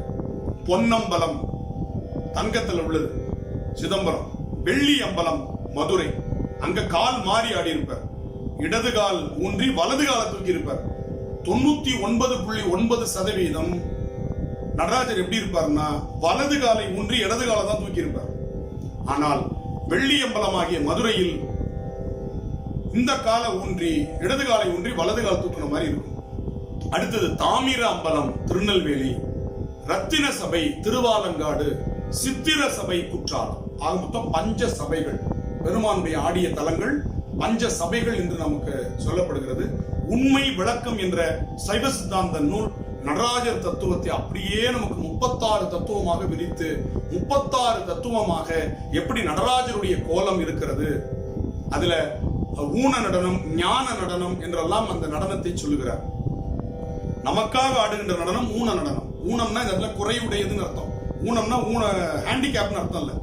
குறையுடைய நடனம்னா என்ன அர்த்தம்? நமக்காக இறங்கி வந்து ஆடுற நடனம் ஊன நடனம்.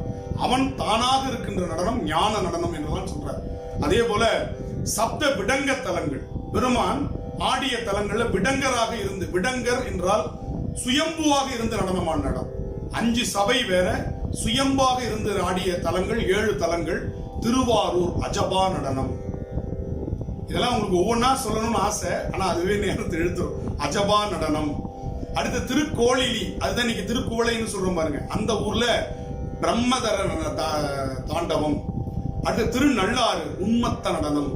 நாகப்பட்டினம் பரவ தரங்கா நடனம். திருமறைக்காடு ஹம்ச நடனம். ஹம்சம்னா அன்னப்பறவை போல. அடுத்தது திருவாய்மூர் கமல நடனம். திருக்காராயில் குக்குட நடனம், கோழி போல. குக்குடம்னா கோழி சொல்லியிருக்கு. அப்ப இந்த 7 சப்த விடங்க தலங்கள். திருவாரூரை சுத்தி 6 தலம், திருவாரூர் 7 ஆகிய இந்த 7 தலங்களிலும் 7 விதமான நடனங்கள். அது இல்லாம மயில் மாறி ஆடின நடனம் ஆடின தலம் மயிலாடுதுறை, மயூர நடனம்னு அதுக்கு பேரு. கால சம்ஹார நடனம் திருக்கடவுர்ல ஆடின நடனத்துக்கு பேரு கால சம்ஹார நடனம். அதே மாதிரி கண்டியூர்ல காபால நடனம், பிரம்மனுடைய தலையை கிள்ளிட்டு ஆடின ஆட்டம் இருக்கு, அதுக்கு காபால நடனம். திருக்கோவிலூர்ல சம்ஹார நடனம், திருவதிகையில திருபுராந்தக நடனம், கருப்பரியூர்ல தட்ச வத நடனம், திருவிற்குடியில சலந்தர வத நடனம், திருக்குறுக்கையில சாந்த நடனம். இப்படி இவ்வளவு இருக்குது நடனத்துல. நம்ம ஆடல் வல்லான்னு ஒரே ஒரு நடராஜரை வச்சிருக்கிறோம். இந்த நடராஜருக்குள்ள இவ்வளவு விஷயங்கள் இருக்கு. இந்த நடராஜருடைய தூக்கிய திருவடியில் இவ்வளவு இருக்கு. ஆட எடுத்திட்ட பாதமன்றோ நம்மை ஆட்கொண்டது. இந்த கால் அவர் எதுக்கெல்லாம் எடுத்தாருன்னு ஒரு பட்டியல் போடுறாரு.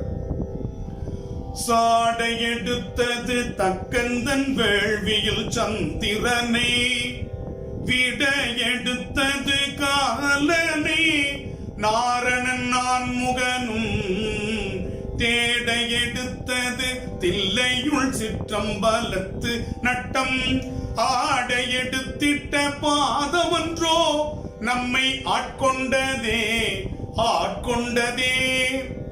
உதைக்கிறதுக்காக எடுத்தார், யமனை உதைக்கிறதுக்காக, வீரபத்திரராக துவம்சம் பண்றதுக்கு எடுத்தார். ஆனா நமக்கு அவர் ஆட்கொள்வதற்காக, அருளை செய்வதற்காக எடுத்திருக்கிறார். எங்க? தில்லையில் என்று சொல்லுகிறார். எவ்வளவு அழகான பாட்டு பாருங்க. அதுல ஒன்றி இருந்து நினைமீன்கள் உந்தமக்கு ஊனமில்லை.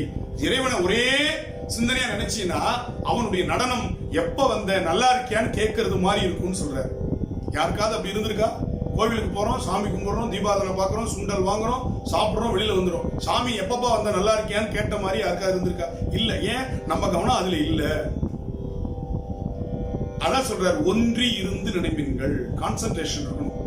உந்தமக்கு ஊனமில்லை, கன்றிய காலனை காலால் கடிந்தான் அடியவர்க்கா சென்று தொடுமீன்கள் தில்லையுள் சிற்றம்பலத்து நட்டம் என்று வந்தாய் என்னும் எம்பெருமான் திருக்குறிப்புன்னு சொல்றார். அவனுடைய திருக்குறிப்பு என்னைக்கு வந்த என்று சொல்வதை போல நமக்கு அமைந்திருக்கும் சொல்றார்.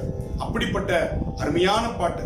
அதே போல நடராஜரை பத்தி அவர் எப்படியெல்லாம் அபிடேக பொருள்களால் ஆடுகிறான் ஞானசம்பந்தர் சொல்றார். ஆடினாய் நறுநெய்யோடு பார்த்தையே அந்தனர் பிரியாத சிற்றம்பலம் இடமா நாடினாய் நறுங்கொன்றை நயந்தவனே சூடினாய், நறுங்கொன்றை சூடினாய், கால் கதிர் வெண்திங்கள் சூடினாய், அருளாய் சுருங்க யம தொல்வினையே. நறுங்கொன்றை நயந்தவன் பல்கதிர் பால் பனி சடை அவன் சூடி இருக்கிறான். பால் போன்ற நிலவு பனித்த சடை என்று நம்முடைய ஞானசம்பந்த பெருமான் குறிப்பிடுகின்றார். அந்த சிதம்பரத்தில் இருக்கக்கூடிய நடராசர் யமதூதர்கள் நம்மை இழுத்து செல்லும் பொழுது தடுத்தாட்கொள்வான். சிதம்பரம் நடராஜரை வேண்டிக்கோன்னு சொல்றார். அவன் தடுத்தாட்கொள்வான். ஏன்னா மத்தவங்களுக்கு யமன் வருவான், அடியார்களுக்கு சிவனே வருவான். நல்ல ஞாபகம் வச்சுக்கோங்க. மற்றவங்களுடைய உயிரை கொண்டு போவதற்கு யமன் வருவான், சிவன் அடியார்களை கொண்டு போவதற்கு சிவனே அழைத்து செல்வான். எனவே யமதூதர்கள் சிவ அடியார்களை நெருங்க முடியாது. இத சொல்றார். மடித்தாடும் அடிமைக்க நன்றியே மனநேனி வாழும் நாளும் தடுத்தாட்டி தருமானார் தமர் செக்கில் இடும் போது தடுத்தாட்கொள்வான். செக்கில போட்டு அரைப்பாங்க இல்லையா யமதூதர்கள், அப்ப தடுத்தாட்கொள்வான். கடுத்தாடு கரதலத்தில் தமருகமும் கரியகலும் கரிய பாம்பும் எரியகலும் கரிய பாம்பும் பிடித்தாடி புலியூர் சிற்றம்பலத்தம் பெம்மானை பெற்றாமன்றே. அவன் கையில் தமருகம் வைத்திருக்கிறான். ஒலி ஒலி தோற்றத்தினுடைய குறியீடு, நெருப்பு அழித்தலுடைய குறியீடு. ரெண்டு குறியீடு அவன்கிட்ட இருக்கு. இது தோற்றம், இது முடிவு. அவனுடைய தூக்கிய திருவடி அருளல். இது படைக்கிறான். தன்னுடைய கை இப்படி இருக்கு. இது பேர் அபயகஸ்தம்னு பேருங்க. அபயம் அப்படின்னா காக்குறது. இப்படி இருக்கிற கை இப்படி இருக்கு இல்லையா, இது வரதகஸ்தம், கொடுக்கிறது. அப்ப உடுக்கையின் மூலமாக உயிர்களை தோற்றுவிக்கிறான், அபயகஸ்தம் மூலமாக உயிர்களை காக்கின்றான், நெருப்பின் மூலமாக உயிர்களுக்கு என்ன பண்றான், ஓய்வு கொடுக்கிறான். அதை அழித்தல்னு சொல்லக்கூடாது, சைவத்துல ஒடுக்குதல்னு பேரு. ஓய்வு கொடுக்கிறான். அதுக்கப்புறம் அவன் என்ன பண்றான், ஆடுதல் மூலமாக மறைக்கிறான், திருவடி மூலமாக அருளுகின்றான், முக்தி அருளுகின்றான். இதுதான் நடராஜருடைய அருமையான தத்துவம். திருவாசகத்துல கண்ட 10. இந்த நடராஜர் எப்படி இருக்கார்? பூதங்களைந்தாகி புலனாகி பொருளாகி வேதங்கள் அனைத்துமாய் வேதம் இல்லா பெருமையனை கேதங்கள் கெடுத்தாண்ட கிளரொளியை மரகதத்தை வேதங்கள் தொழுதேத்தும் விளங்கு தில்லை கண்டேனே. தில்லையில் பார்த்தது எப்படி இருக்கா? பூதங்கள் 5ஆகி புலனாகி பொருளாகி வேதங்கள் அனைத்துமாய் வேதமில்லா பெருமையன். இந்த உலகத்தில் எத்தனையோ வேதங்கள், வேதம்னா வேறுபாடுகள் இருந்தாலும் அவன்கிட்ட எந்த வேதமும் இல்லை. நமக்கு தான் அது பன்றி யானைன்னு வேறுபாடு. ஆனா சிவபெருமானுக்கு ரெண்டுமே குழந்தைங்க. அதனாலதான் பன்றிக்கு கூட பால் கொடுத்த வரலாறு நம்மள்ட்ட இருக்கு.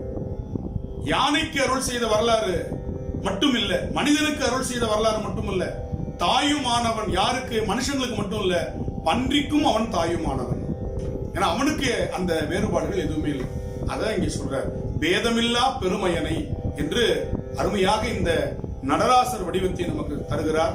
நிறைவாக ஒரே ஒரு பாடலை சொல்லி இந்த நடராசர் வடிவத்தோடு இந்த முதல் பகுதியை நிறைவு செய்வோம்.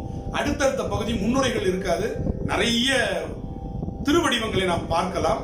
எனவே அருமையாக இந்த நடராசர் வடிவத்தை பற்றி நிறைய பாடல்கள் நமக்கு முத்து தாண்டவர், மாரிமுத்தா பிள்ளை, அருணாச்சல கவிராய், இந்த 3 பேரும் ரொம்ப முக்கியமானவங்க, பிற்கால இசைக்கலை மூவர்கள்.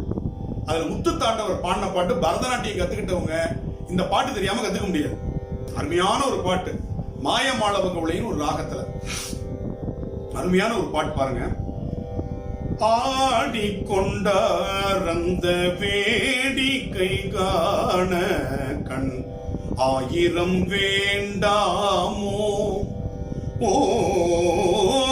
ஆடிக்கொண்டார் அந்த வேடிக்கை காண கண் 1000 வேண்டாமோ, நாடி துதிப்பவர் பங்கில் உறைபவர் நம்ப திரு செம்பொன் அம்பலவாணர்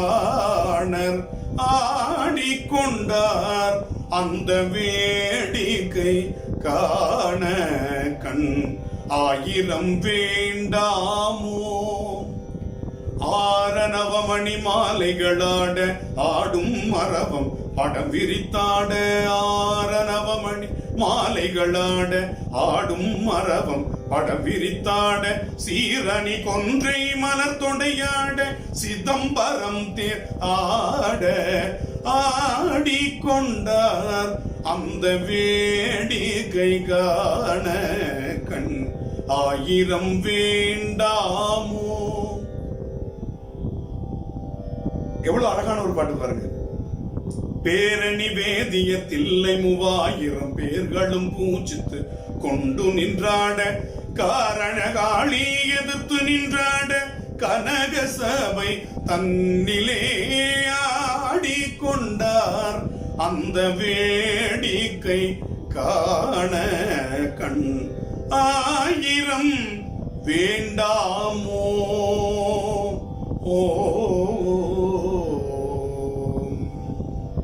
என்று அந்த அருமையான திருக்கூத்து எப்படி ஆடிய பாதம், ஆடிய பாதம் மன்று ஆடிய பாதம் என்று பாடியிருக்கிறாங்க. சிதம்பரத்தை பாடாதவங்களே இல்ல, நடராஜர் கோலத்தை பாராட்டாதவர்களே இல்ல. அப்படிப்பட்ட ஒரு தொன்மை கோலம் நடராஜருடைய கோலம். பத்தனாய் பாடமாட்டேன் பரமனே பரமயோகி, எத்தினால் பக்தி செய்வேன் என்னை நீ இகழ வேண்டாம், முத்தனே முதல்வா தில்லை அம்பலத்து அத்தா உன் ஆடல் காண்பான் அடியேனேன் வந்தவாறே.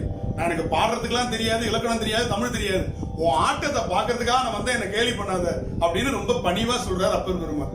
அப்பர் பெருமானுக்கா பாட தெரியாது, ஆனா அவர் எப்படி சொல்றாரு, அத்தா உன் ஆடல் காண்பான் அடியேனேன் வந்தவாறே. உன் ஆட்டத்தை பார்க்கறதுக்காக. சேரமான் பெருமாள் நாயனாருக்கு தினமும் சிதம்பரத்துல பெருமான் ஆடக்கூடிய அந்த ஆட்டத்தினுடைய சிலம்பொலி கேட்கும். அவர் பூஜை முடிச்ச உடனே, சேரமான் பெருமாள் நாயனார் இருந்த திருவஞ்சைக்களம் சேரநாடு, பூஜை முடிச்ச உடனே அப்படி கண்ணை மூணாருன்னா காதுல எந்த ஒலி கேட்கும், நடராஜர் ஆடக்கூடிய சலங்கை ஒலி கேட்கும். ஒரு நாள் பூஜை முடிச்சிட்டு ஒலி கேட்கவே இல்லை, சலங்க ஒலி கேட்கல. நம்ம இன்னைக்கு பூஜையில ஏதோ தப்பு பண்ணிட்டோம்னு சாக துணியிற யாரு, சேரமான் பெருமாள் நாயனார். உடனே சலங்கை ஒலி கேட்டுச்சான். உடனே பெருமான் கேட்டார், ஏன் இன்னைக்கு லேட் அப்படின்னு. சேரமான் பெருமாள் நாயனார் எப்பயும் சரியான நேரத்துல வர்றவனி இன்னைக்கே லேட்டா வந்து இல்ல, நம்பி ஆரூர் ஆகிய சுந்தரர் பாடிட்டு இருந்தார், பாட்டுல மெய் மறந்துட்டேன், டான்ஸ் ஆட மறந்துட்டேன். தமிழ் கேட்கிற ஆசையில தான் ஆட்டத்தையே மறந்துட்டாராம் சுவாமி. பாருங்க, எல்லாரையும் ஆட்டி வைக்கிறவன் அவன் ஆடாம செய்ய வைக்கிறது தமிழ். அந்த தமிழ் பாட்டை கேட்ட உடனே நான் மெய் மறந்துட்டேன். அவர் பாடி முடிச்சதுக்கு அப்புறம் தான் நீ நினைச்சிட்டு இருப்பியன்னு உடனே வந்த, அதனால கொஞ்சம் காலதாமதம் ஆயிடுச்சுன்னாரா. அப்படிப்பட்ட அந்த நம்பியாரூரரை பலகாலம் காணாமலேயே நட்பு கொண்டிருந்தவர் சுந்தர் நம்ம சேரமான் பெருமாள் நாயனார். அதுக்கப்புறம் 2 பேரும் சந்தித்துக் கொண்டார்கள். இப்ப சிவபெருமானையே இப்படி ஸ்தம்பிக்க வச்ச ஒரு பாட்டு பாடுறவர் இருக்கிறாரா அப்படின்னு அன்னைக்கிலே ஃப்ரெண்ட் ஆயிட்டார். நம்பியாரூருடைய ஃப்ரெண்டா யார் ஆனாரு? சேரமான் பெருமாள் நாயனார். அதனாலதான் 2 பேருக்கும் ஒரே நாள்ல குரு பூஜை, 2 பேரும் ஒரே நாள்ல முக்தி பெற்றாங்க. நட்புல பாருங்க, புறநானூற்றுல பார்ப்போம், கோப்பெருஞ்சோழனும் பிசிராந்தையாரும் ஒரே நாள்ல முக்தி பெற்றாங்க. கோப்பெருஞ்சோழன் வடக்கு இருந்து உயிர் துறக்கிறான்னு பிசிராந்தையார் கூட போய் சேர்ந்து 2 பேரும் ஒன்னா இறந்து போனாங்க. கோப்பெருஞ்சோழன் பிசிராந்தையார் நட்பு. அதுக்கப்புறம் சுந்தரர் சேரமான் பெருமாள் நாயனார் ஒரே நாள்ல முக்தி பெற்றாங்க. அதான் கணவன் மனைவி ஒரே நாள்ல முக்தி பெற்ற வரலாறு பார்த்திருப்பீங்க. பல பேர் ஒரே நாள்ல முக்தி பெற்றிருப்பாங்க. ஆனா நண்பர்கள் ஒரே நாள்ல முக்தி பெற்ற வரலாறு சேரமான் பெருமாள் நாயனாரும் நம்பி ஆரூராகிய சுந்தரரும். இது எல்லாமே நடனத்தோடு தொடர்புடையது என்று சொல்லி நான் சிவலிங்க திருவடிவம், நம்முடைய சோமாஸ்கந்தர் வடிவம், ஆடல் வல்லான் வடிவம் ஆகிய சிவ வடிவங்களும் சிறப்புகளும் குறித்து விளம்பியது கடுகளவு, விட்டது கடலளவு. விடைபெறுகிறேன். வணக்கம், நன்றி. வாழி திருமன்றம் கண்டமலர் கண்கள், வாழி பெருமான் புகழ் கேட்டவார் செவிகள், வாழியவனை வணங்கு முடி சென்னி, வாழியவன் சீர் பாடும் வாய், வாழி அவன் சீர் பாடும் வாய். திருச்சிற்றம்பலம். தென்னாடுடைய சிவனே போற்றி, எந்நாட்டவர்க்கும் இறைவா போற்றி, காவாய் கனகத்துரளே போற்றி, கைலை மலையானே போற்றி போற்றி. திருச்சிற்றம்பலம்.